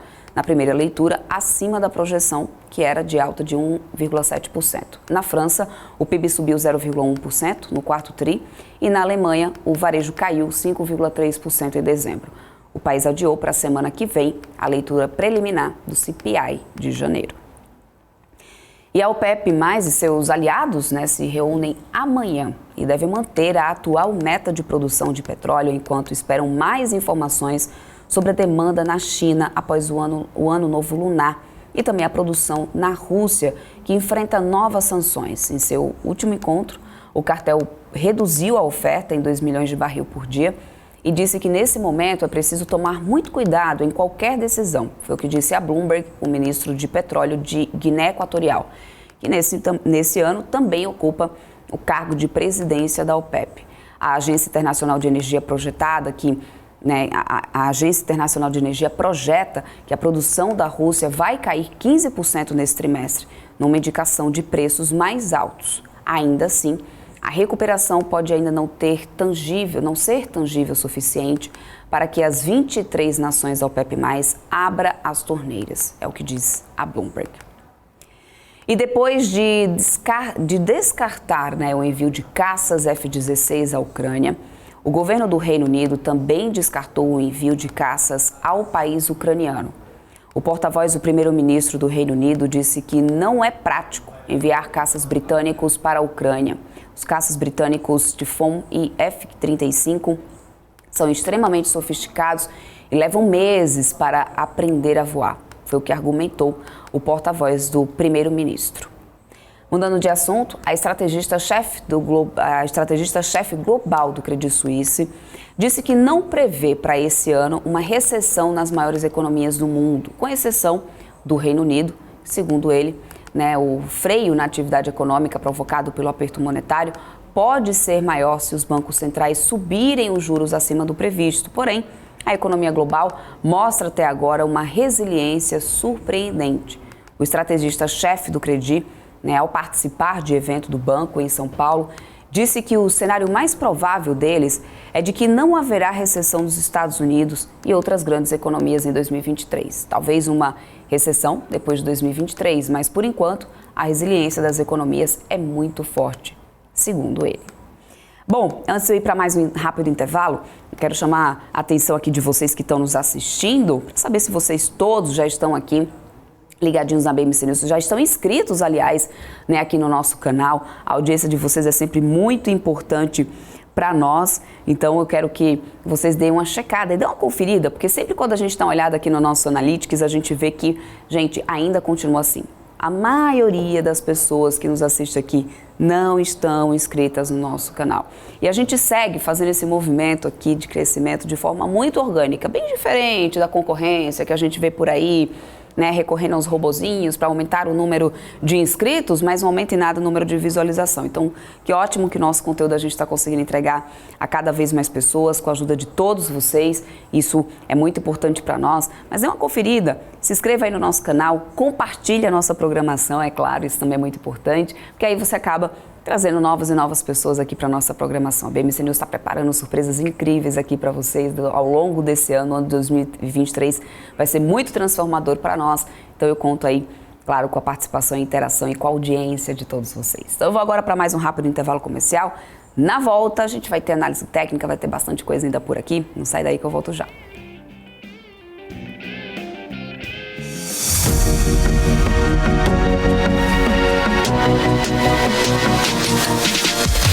BMC News, informação que gera valor.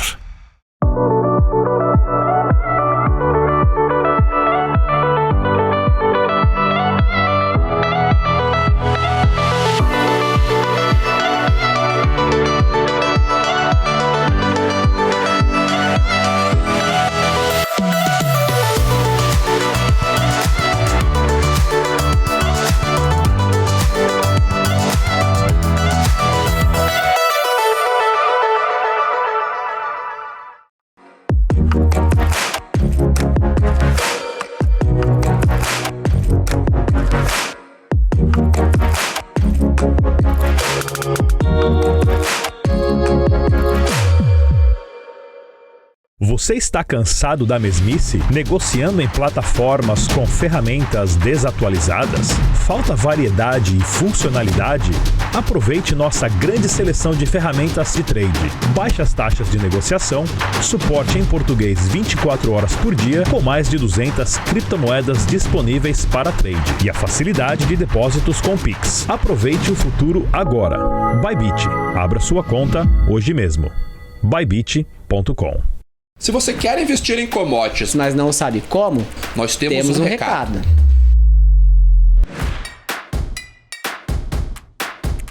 Estão abertas as pré-inscrições para o Commodities, uma imersão para investidores. Nos dias 4, 5 e 7 de fevereiro, em um treinamento presencial e online, com vagas limitadas, aprenda comigo, Ale Delara, e com o Vicente Zotti, como operar contratos futuros, derivativos e exposição internacional nos maiores mercados do mundo. Um intensivo para investidores iniciantes ou profissionais, analistas, gestores de produtos financeiros e profissionais que atuam em commodities. Diversifique a carteira, crie estratégias, entenda tudo sobre negociações, contratos futuros, cotações e vencimentos. Quer saber mais? É só clicar no link ou escanear o QR Code que está aparecendo na sua tela.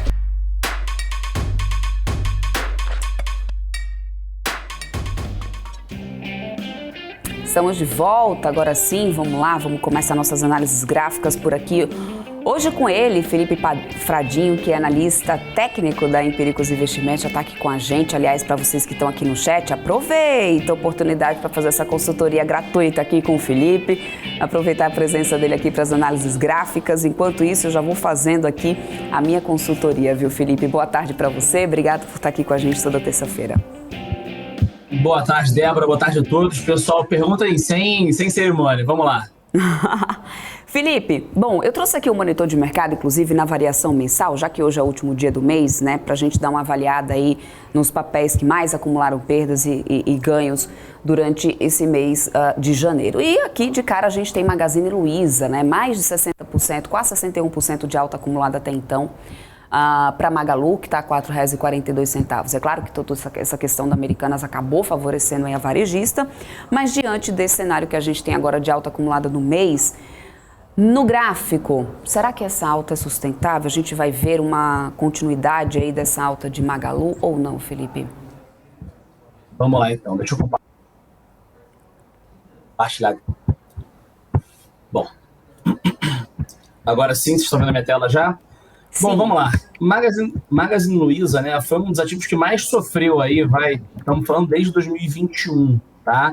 É engraçado, né, no período da pandemia, né, ela também acabou sofrendo bastante, porém, a recuperação dela chamou a atenção, ela perdeu 60% de valor, porém, ela conseguiu recuperar do topo anterior ao melhor momento pré-pandemia até o melhor momento de 2020, né, na sua máxima histórica, vamos dizer assim, ela chegou a recuperar, subir 90%, ou seja, quase dobrou de valor por conta da vantagem competitiva em relação às suas concorrentes, em relação ao e-commerce, né, por já ter uma plataforma de distribuição virtual bem sucedida e tudo mais.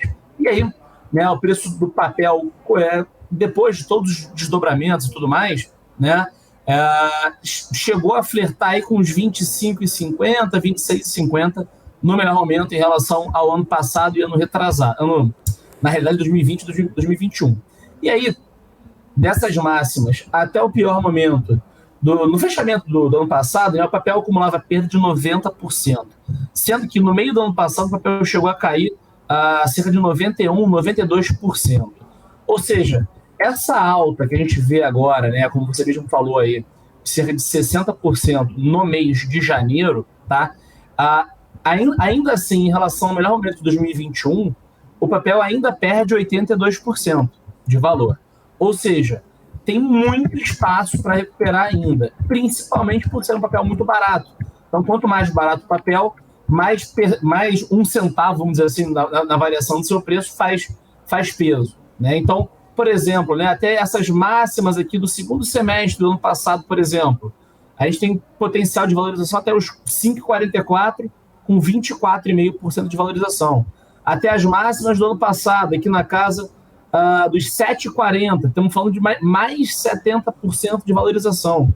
Então, e temos um outro fator também de Magazine Luiza que me agrada demais, né, que é a gente poder enxergar aqui essa puxada que o papel deu do iniciozinho desse mês de janeiro, né, mês de 80 dias, inclusive, né, até o dia 17 de janeiro, se a gente jogar um Fibonacci, que é uma ferramenta que eu utilizo bastante, praticamente todos os grafistas, né, utilizam bastante, ela projeta um objetivo em 4,95, que vem a ser uma região de, olha só, topo perfeito nessa região próximo dos R$5, topo perfeito aqui também na região dos R$5, e a gente tem também esse topo um pouco mais acima, ou seja, né, do patamar de preço atual até esses dos 4,95 são mais 12% de valorização.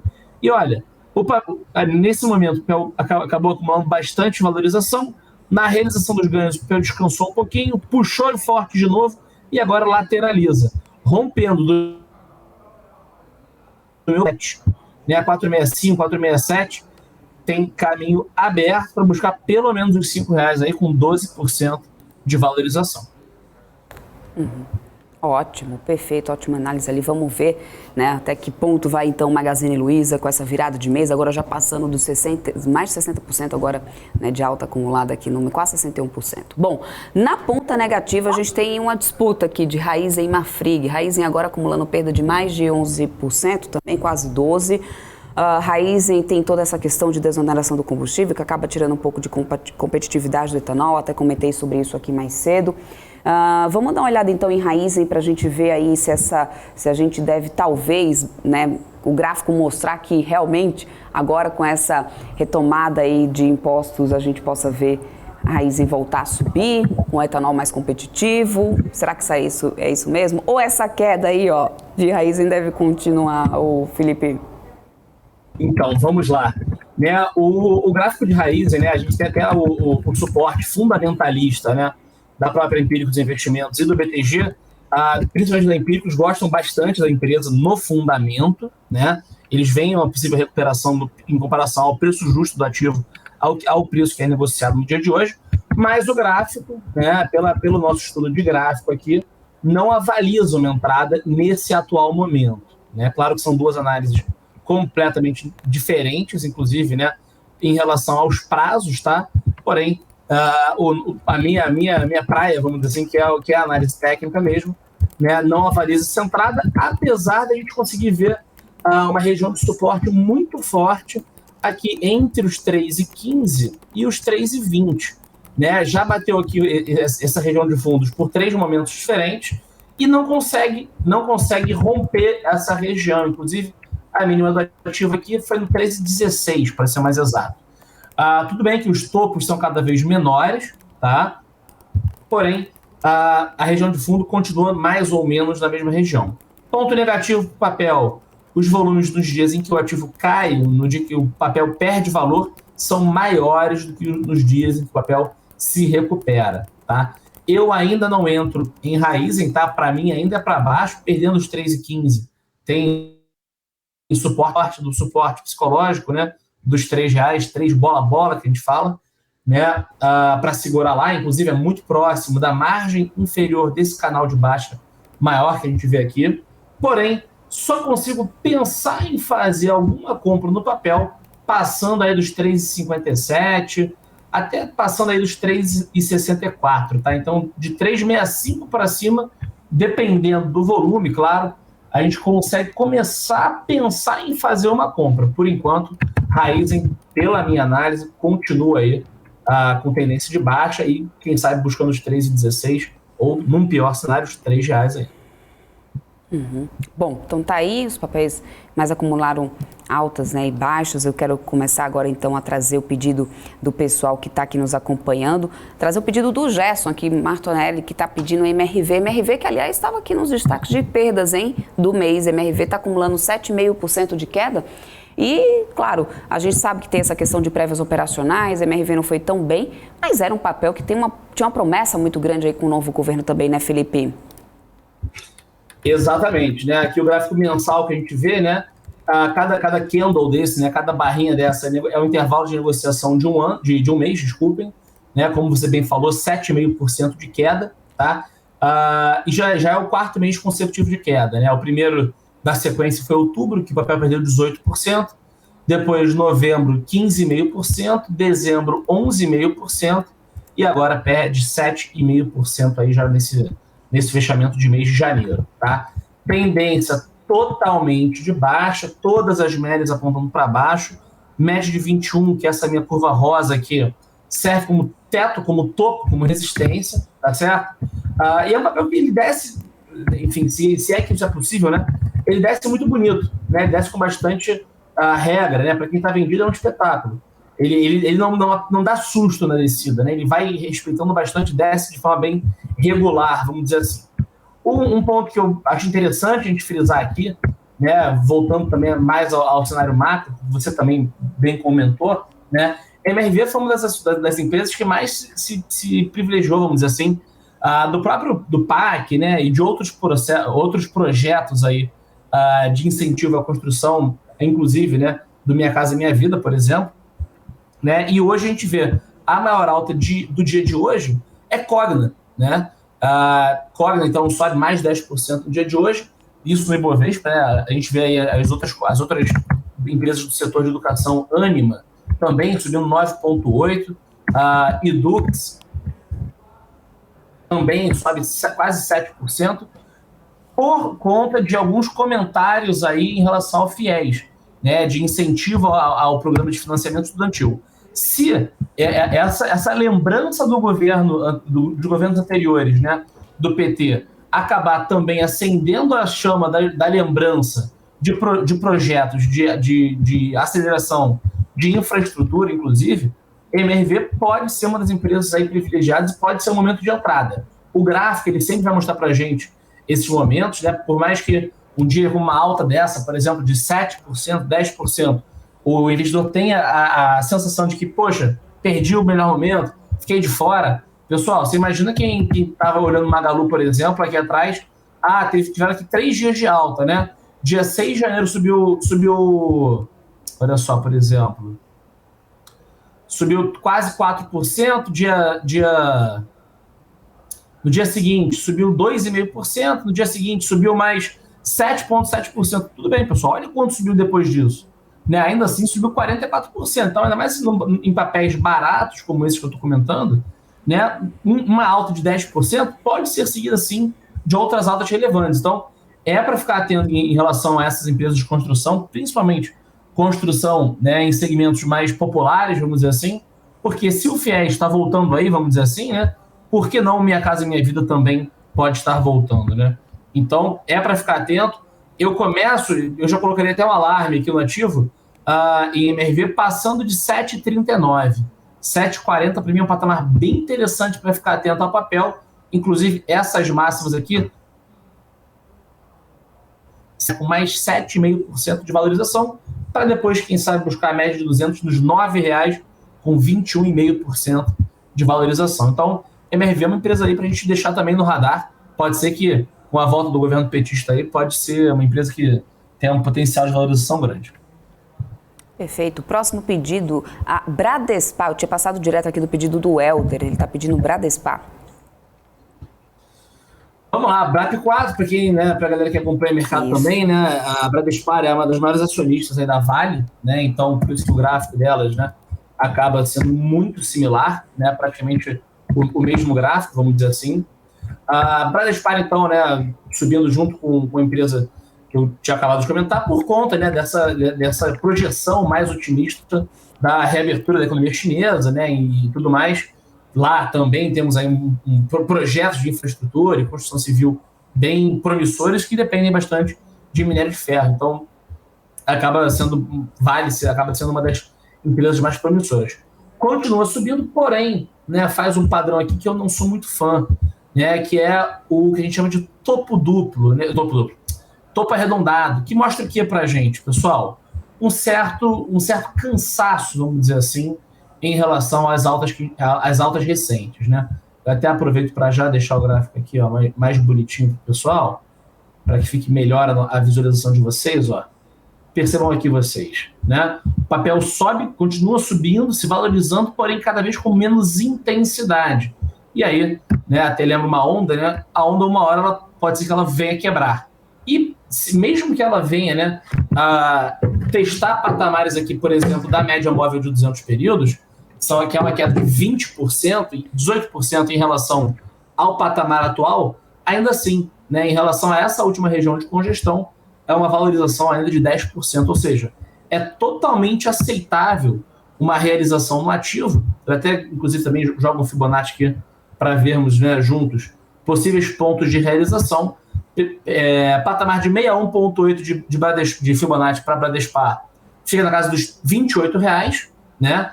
Também estamos falando de uma outra queda aqui bem acentuada, né? R$28 é uma perda de 12,5%, e o patamar de 50% é bem próximo, inclusive, da média de 200. Estamos falando de uma queda aqui de 17,5% aproximadamente. Então, Bradespar, Frade, você vende nesse momento? Não vendo, porque a tendência do ativo ainda é de alta. Frade, você compra? Também não compra, porque as compras estão cada vez com menos força, tá? Então, talvez eu esperasse, né, para tentar fazer uma compra aqui no 61,8, que inclusive, né, já foi duas regiões de fundo dessas mínimas aqui recentes também. Então, a chance de fazer um pequeno reteste ao 28 até antes de, quem sabe, voltar a subir é grande. Nesse exato momento, não faço operação em Bradespar, nem de compra e nem de venda. Perfeito. Próximo pedido, MYPK3. De vez em quando o pessoal pede aqui esse papel, dessa vez foi o Ed dos Santos que está pedindo. Vamos lá, eu queria te deixar sem graça agora fazendo uma piadinha, Débora. Qual é o nome da empresa mesmo, hein? MYPK3. Qual o ticker da iShop? Acho que a iShop é isso? É que eu não... Vou ter que colocar aqui, que eu nem sei como escreve. É o trabalhinho do mercado, MYPK. Mas vamos lá. O papel também acaba perdendo muito valor. Pra ser sincera, eu não lembro nem como escreve mesmo, eu sei o ticker, mas como escreve ela por extenso, eu nem sei. Vou até procurar aqui, peraí. Vai lá. Tá aqui na minha tela. Ai, ótimo. Vamos lá então, pessoal. Vai. IOCHP Maxwell. Realmente. Eu lembro, eu sabia que iShop como escreve, né? Exatamente. Boa, pegadinha, Felipe. O papel perdeu bastante valor, né, de agosto passado até o momento atual, tá certo? A gente viu aqui outro ativo que também perdeu quase 50% do seu valor, né, 44,5% de realização, vamos dizer assim, do melhor momento do ano passado para esse meio de mês de janeiro. Porém, o papel agora parece ter acordado, tá? A gente vê aqui que ele volta a ser negociado acima das médias. A gente vê também um cruzamento de médias, né, da média de 9, de baixo para cima em relação à média de 21, mostrando que o papel pode ter feito aqui uma ignição do momento de alta, tá? Médias cruzaram, topo, máximas mais altas que as anteriores, fundos mais altos também, e o último volume na parte das compras. Destaque, inclusive, pessoal, para isso daqui, tá? Essa região aqui, inclusive, ó, que eu até vou aumentar um pouco esse patamar. Olha só, era uma região de suporte, foi testada uma vez, foi testada 2 vezes, depois rompeu, virou resistência de novo, virou resistência de novo, tá? O papel, como eu falei com vocês, a última vez que as médias se cruzaram de baixo para cima, conseguiu performar um pouquinho, né? Chegou a subir 13% do cruzamento em diante. Então, se a gente pensar aqui em 13% de valorização, vou até roubar um pouquinho, tá? Vou colocar aqui 16% de valorização. Dá exatamente na média de 200, até mais, 17%. Dá exatamente na média de 200, que foi onde travou depois do cruzamento, né? Ou seja, será que o papel do cruzamento até a média de 200 vai repetir o que fez aqui atrás? Pode ser uma. Frade, então onde você entra no ativo? Tá? Essa máxima é no 11,72, essa máxima aqui é no 11,71.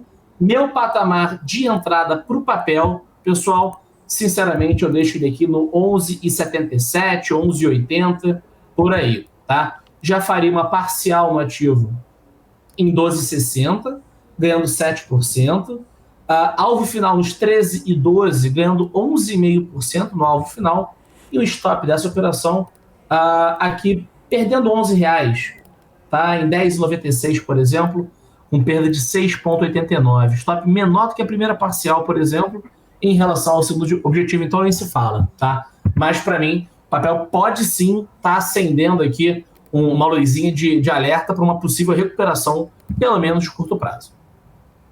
Boa, tá aí. Pedido agora do Regis Andrade para Itaúsa 4. Vamos lá, então. Itaúsa 4. Papel, inclusive, né, a gente colocou na carteira semanal recentemente, no início do mês. Foi até uma ação que performou bem legal. Ligando, né, dessa máxima, essa mínima, a gente vê todo esse viés baixo, toda essa realização de Itaúsa saindo dos 9,70 para ir para os 7,70. Empresa também perdendo aí 20% do seu valor. Enrolou na primeira retração de 61,8, inclusive segue enrolada, né? Chegando em alguns momentos a testar os 50% de fibra. O papel está congestionado no curto prazo entre nessa região do 61,8 e do 50%. A gente pode ver aqui, inclusive, né, um caixote recente na cotação do ativo. Tá? Gente que gosta de operar congestão, né? Vende aqui próximo do 8,70 e compra próximo aqui do 8,36. Não é o meu operacional preferido, tá? Inclusive, para médio e curto prazo, vamos dizer assim, para entrar no papel, eu prefiro esperar ele passar do 8,81, 8,82, 8,85 por aí. Eu acho que o papel pode sim startar uma tendência de alta para buscar esses topos anteriores, com potencial de ganho de quase 10%. Mas nesse bololô aqui, por exemplo, com as médias se cruzando a todo instante, pavio para cima, pavio para baixo, volumes alternados entre compras e vendas, eu prefiro ficar de fora mesmo. Perfeito. C7 Hold está pedindo Cury 3. Cury 3, vamos lá então. Cury 3, a área de fundamento aqui também da empresa de investimento gosta bastante do papel, tá? Então, a ação tem o aval aqui da nossa equipe de suporte. Inclusive, né, que pancada que deu para cima de junho do ano passado para agora, né? Uma das raras ações aí que se valorizaram tanto, né? 135%, saindo aí da casa dos 5,80, 5,70, para bater lá agora 13,60, né? Tendência de alta, papel que eu gosto bastante, inclusive, tá? Para mim, o ativo aqui tem o melhor patamar de compra em 12,60, região de topo aqui atrás, esse topo também, mais aqui nos 12,60, e a média de 21 está em 12,53. Se vier fazer um reteste nos 12,60, é para encher a mão no ativo. Porém, com a alta de hoje de 4,62, fica mais distante esse cenário de recuo para voltar a subir. Eu já penso em fazer a entrada no papel no 13,33, tá? Hoje subindo 4,6. No dia de ontem, o papel subiu 1,25 também. Então, uma realizaçãozinha aqui para o 13,33, para mim é um patamar de compra também bem interessante. Se voltar no 12,60, é para encher a mão. Mas se não voltar assim, der uma lateralizada aí amanhã ou depois nos 12,30, 12,33, mentira, 13,30, 13,33, para mim também é outro patamar bem interessante de compra. Tendência de alta maravilhosa. Perfeito. Bom, vamos lá. Minerva, BIF3, aliás, está aí, né? Blocão de frigoríficos acumulando as maiores perdas do mês. A gente trouxe bastante análise pela manhã mais fundamentalista. Pedido agora para análise técnica do C7 Hold também. Perfeito, então. Vamos lá. Então, Minerva, né? Inclusive, no papel, olha que gráfico lindo, vamos dizer assim, né? Muito direcional, tanto para cima quanto para baixo. Minerva é uma ação também que eu acompanho o gráfico já há bastante tempo, tá? Uma das minhas queridinhas propriedades, exatamente por isso, né? O papel, quando sobe, ele sobe bem reto, quando ele cai bem reto também, então ele tem um direcional bem previsível, vamos dizer assim, né? Ele não fica enganando, ele não fica muito tempo enrolado. Então, para quem opera gráfico, para quem opera a favor da tendência, é bem interessante. A gente pode ver aqui também que com a mínima de hoje é um patamar bem interessante, tocou finalmente o 61,8 de Fibonacci, a região aqui dos 13,40, que é 50% de Fibo, é muito próxima da média de 200 em 13,52, ou seja, entre 13,40 e 13,50, o papel pode ter bastante dificuldade para ultrapassar, para continuar caindo, pode enrolar nesse patamar. Inclusive, 13,40 é uma comprinha que eu gostaria de fazer, por exemplo, tá? Compra por conta do 50% de Fibo e também da média de 200. Pode ser que bata aqui e faça uma leve recuperação às médias curtas, ou então pelo menos até o 61,8 de Fibonacci no 13,93. Para mim, né, o papel ainda segue com tendência de alta, claro, né, ele só perde a tendência depois que ele perde o 38,2 dos 12,90, que inclusive é abaixo dos R$13 também, suporte psicológico para o papel. Então, 13,40 para mim é uma compra bem interessante para o ativo. Frade, aqui, nesse exato momento, o que você faz? Aqui eu faço venda, tá? Eu faço uma venda aqui em 14,60, por exemplo, na hora que voltar as médias, como voltou aqui, ó, esticou para baixo, voltou as médias para continuar caindo, tá? Então, se tocar as médias no 14,60, eu faço uma venda. Porém, se não voltar até as médias e cair direto até o 13,40, aí eu faço uma comprinha esperando que aí sim, depois disso, faça uma regressão à média. Então, temos dois cenários diferentes para curto prazo em Minerva. O que o mercado preferir fazer, a gente só vai ter uma atitude reativa e acreditar na operação. No cenário de construção, no setor de construção, Cyrela, pedido aqui que a gente tem. Aliás, como eu falei mais cedo, né?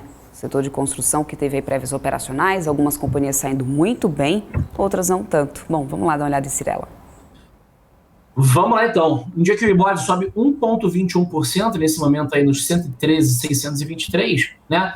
Eu aproveito para mostrar que Cyrela está na nossa carteira, inclusive, né? Na carteira semanal dessa semana de agora, subindo 3,18%, inclusive o destaque fica com 10, né?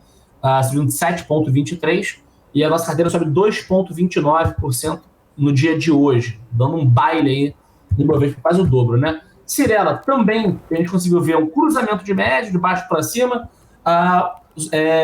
sobreposição do volume comprador em relação aos volumes vendedores que a gente via anteriormente, né?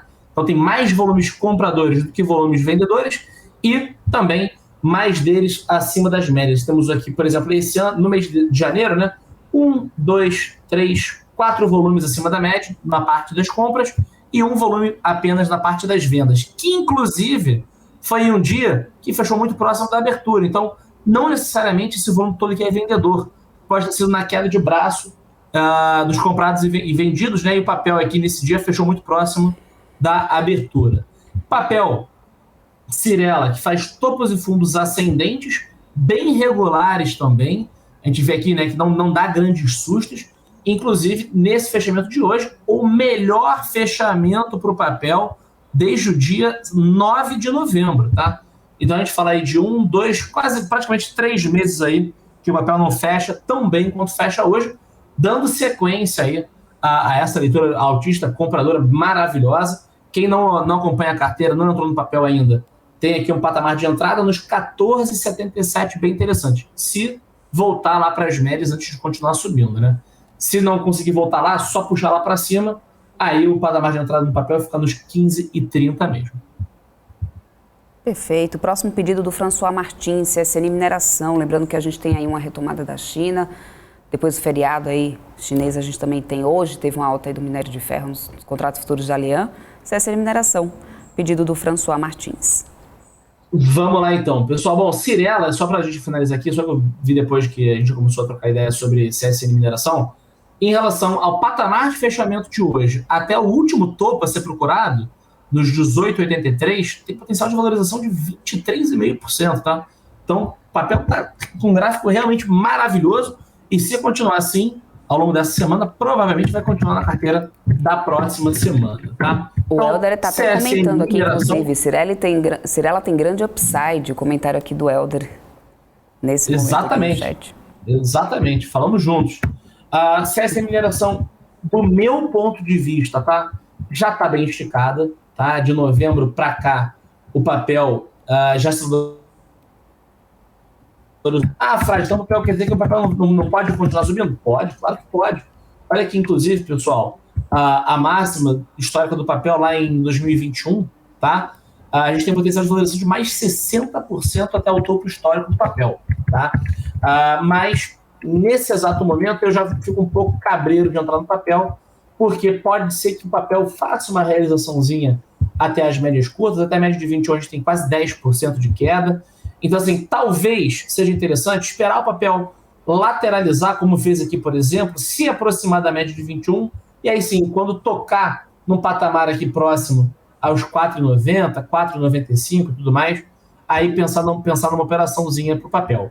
Tá muito esticado aqui, só para vocês terem uma noção, só no mês de janeiro, pessoal, o papel subiu aí 32%, tá? Isso porque já é o terceiro mês consecutivo de alta. Dezembro subiu quase 6% e novembro subiu 31%. Eu, nesse momento, prefiro... Perfeito. Bom, o próximo papel, então, aí, né, que a gente tinha de pedido é BRF, não, a Aeris. A Aeris é o Perrone Brignoli, é isso? Que eu acho, Brignoli, é isso mesmo. Tá pedindo aí pra gente dar uma olhadinha em Aeris 3. Vamos lá. A Aeris é outro papel aqui também que deu o que falar no ano passado, né? Papel caindo bastante. Se não me engano, papel que a empresa que faz hélices para energia eólica, né? As turbinas. Papel de dezembro de 2021 até dezembro do ano passado, né? No período de 12 meses, chegou a perder 89,18% de valor. E agora, né? De repente, o papel tende a tentar buscar a média de 200 períodos, né? Em algumas recuperações. E agora, inclusive, bem próxima dessa média. Entrada no papel, para esse momento, somente passando essa máxima no 165. Então, em 166, por exemplo, eu penso numa entrada para levar um primeiro objetivo, pelo menos, até o 1,88 com 13% de alta, tá? Esse é um potencial de upside bem interessante para o papel que é bem barato, né? De novo, eu volto a vocês, né? 1 centavo no papel que custa 1,58 é muito mais percentualmente falando do que em Vale, por exemplo, que é um papel de quase R$100, né? Então, qualquer oscilação de centavos em Aeris é uma oscilação percentualmente falando bem grande, tá? Então, pode ser sim uma promessa para o curto prazo. Também faço compra no ativo em 1,45 aqui na média de 21, que foi a região de mínimas aqui testadas várias vezes do dia 19 até o dia 25 desse mês de janeiro, né? Para mim, tem 2 pontos de entrada, 1,45 e 1,66. No curtíssimo prazo, o papel está bem interessante. No médio e longo prazo, viés de baixa. E aí, para quem opera com prazo um pouco maior, né, gente? Aí é esperar chegar aqui na média de 200 para acreditar numa venda. E aí sim, fazer uma vendinha aqui em 1,87, 1,86, por exemplo, acreditando que o papel vá dar sequência a esse viés baixista. Perfeito. Agora vamos lá falar de BRF. A gente teve aí o pedido para a Minerva, ainda no setor. BRF é o Carlos Eduardo que está pedindo agora. Vamos lá, então. BR Foods, pessoal. Papel também realizou bastante em outubro, novembro e dezembro. Na virada de ano, né, deu uma performada maravilhosa. Saiu aqui dessa mínima de 6,62 até buscar os 9,32 com 40% de valorização. Porém, isso aqui parece voo de galinha, né? Recuperou, porém já volta a testar essas regiões de mínimas, tá? Quando a gente pega aqui essa pernada, né, esse direcional aqui também, a gente pode ver que essa alta aqui nem chegou a bater no 61,8% da primeira retração do ativo, e agora o papel segue lateralizado. Isso daqui, pessoal, tem um analista amigo meu que fala que apelida, né, essas congestões com as médias se cruzando a todo instante, com volumes alternados, ele apelida de desgraçolândia, né? Que papel rompe para baixo falso, rompe para cima falso, médias se cruzando a todo instante. Isso aqui, pessoal, realmente eu prefiro ficar de fora, não faço operação em BR-Foods, por exemplo. Em BR-Foods por enquanto, tá, gente? Viés de papel é de baixa para o médio e longo prazo, sim. Perfeito. Aí, para a gente já ir caminhando para o finalzinho, Sandro tá pedindo aqui VEG. Vamos lá, então. VEG é aquele dia do pessoal, né? Todo mundo gosta da VEG, principalmente o pessoal de fundamentos, né? Opera aqui com viés altista no segundo semestre do ano passado, canal de alta muito bonito, e, né, tudo que sobe muito rápido também tende a dar uma lateralizada, né, na realização dos ganhos. Chegou a valorizar 80% VEG e estagnou na casa aqui entre os 37 e os 39,30 o papel. A região essa que já foi testada anteriormente várias vezes, sempre que chega aqui o papel costuma dar uma enroscada, né? Enroscou de outubro a novembro de 2020, enroscou também de março a abril de 21 e de novo de setembro a novembro de 2021 também. No ano passado, né, no finalzinho do ano, já iniciou essa congestão e agora o papel segue muito travado. VEG, do meu ponto de vista, sempre é compra para longo prazo. Olha o gráfico de VEG, por exemplo, pessoal. Não tem dúvida em relação à tendência do ativo. Inclusive, agora muito enrolado nesse patamar, para mim, a longo prazo, pode dar uma comprinha aqui nessa região dos R$38. Se o papel voltar aqui para baixo para testar essas médias de 200, eu faço mais uma compra para longo prazo. Para o curtíssimo prazo, o papel está bem lateralizado, não tem direção clara de curtíssimo prazo. Para o longo prazo, sempre compra em VEG. Perfeito. E aí, o último, para a gente fechando aqui, o Nélio David, que está assistindo a gente pela Nelógica, inclusive, pelo Profit da Nelógica, está junto aqui fazendo esse fechamento de operações, está pedindo para a gente dar uma olhada em CVC. Vamos lá, CVC B3, pessoal. O CVC fez aqui, inclusive, né, um canalzinho de alta, tá? No curtíssimo prazo também. A gente pode ver aqui topos e fundos ascendentes no papel. Inclusive bem constantes, né? Lindo de se ver, né? Respeitando as fronteiras inferiores e superiores no canal de alta. Teoricamente, para o curto prazo, tem uma compra aqui em 4,27, 4,28, 4,30. Tive em 5,10 e depois, quem sabe, aqui nos 5,60, tá? Eu gosto muito dessa operação porque é uma operação com stop barato. Então, comprar aqui no 4,30, meu stop eu já deixaria aqui no 4,17 com 3% de perda. Primeiro objetivo, aqui nos 5,10, até pode ser até antes, né? Nos 4,85, com quase 13% de ganho. E aí o alvo final para a operação, nos 5,60, por exemplo, com 30% de valorização. Ou seja, relação risco-retorno do papel interessantíssima, né? Compra de suporte no canal de alta. Frade, e para o longo prazo? Né? Como é que a gente faz? Para o longo prazo, o papel aqui ele é muito sensível a novas cepas do Covid-19, a fechamento de China, né, por ser um papel atrelado ao turismo. Né? Então, qualquer notícia em relação ao avanço de novos casos de Covid, enfim...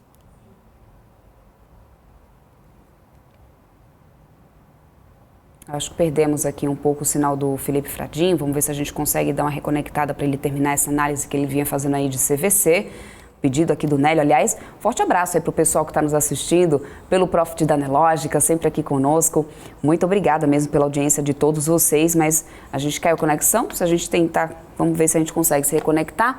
Se não, deixa eu ir trazendo já aqui esse fechamento para vocês. A gente tem, olha só, dólar futuro, gente, queda de 0,95%, R$ 5,09, moeda americana furando os 5,10, né? Tá aí, finalzinho do dia, faltam menos de 4 minutos para poder a gente encerrar o pregão.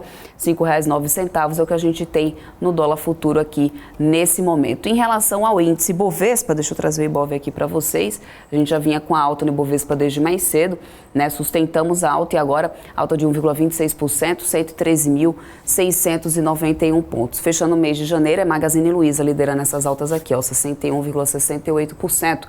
Mas na variação diária, quem ficou aqui em alta foi Cogna, 10,65%, Apvida também subindo aqui, olha, 10,43%, Qualicorp junto aqui formando um bloco de varejo, de saúde. A gente tem 7,26% de alta para Qualicorp, com papel a R$ 6,35. Na ponta negativa, Açaí, liderando perdas. Depois a gente vem aqui com um blocão de frigoríficos que performou aqui, né, no patamar negativo desde os primeiros minutos do dia. Aí, lá fora, nos Estados Unidos, véspera do Fed, decisão importante aí do Comitê de Política Monetária aqui no Brasil e também lá, né, nos Estados Unidos, as bolsas no finalzinho do dia engataram uma alta nos Estados Unidos, né? E isso, claro, também pode ter favorecido um certo otimismo nos investidores aqui locais. Dow Jones uma alta de 0,94%, 1% agora de alta. Nasdaq 1,5% de alta, S&P 500 1,34% e assim a gente vai encerrando, né, esse pregão de terça-feira, alta lá fora, alta aqui no Brasil, né, commodities também. Petróleo em alta, a gente também teve siderurgia e mineração, minério de ferro em alta, ou seja, todo um cenário mais positivo em dia de véspera de super quarta. É claro que aqui na nossa programação a gente vai trazer, né, tudo para vocês em primeira mão, assim que forem saindo as decisões dos bancos centrais, fiquem ligados aqui na nossa programação. Então, Felipe Fradi, a gente não conseguiu voltar aqui com ele. Na próxima semana, terça-feira que vem, ele vai estar por aqui. A gente, claro, traz mais análises gráficas aqui com o Felipe. Felipe, sempre muito obrigada pela sua audiência, pela sua companhia aqui conosco. Eu vou me despedindo por aqui, mas a nossa programação continua, gente. Tem BMC Business chegando por aí, é o Gabriel Monteiro que vai conversar com o pessoal da Elbor. Já está tudo pronto aqui para ele chegar na sequência e eu vou me despedindo. Amanhã, às 10 horas da manhã, eu tô de volta com mais programação ao vivo aqui com vocês e também a abertura do mercado. Espero por vocês amanhã, gente. Tchau, tchau.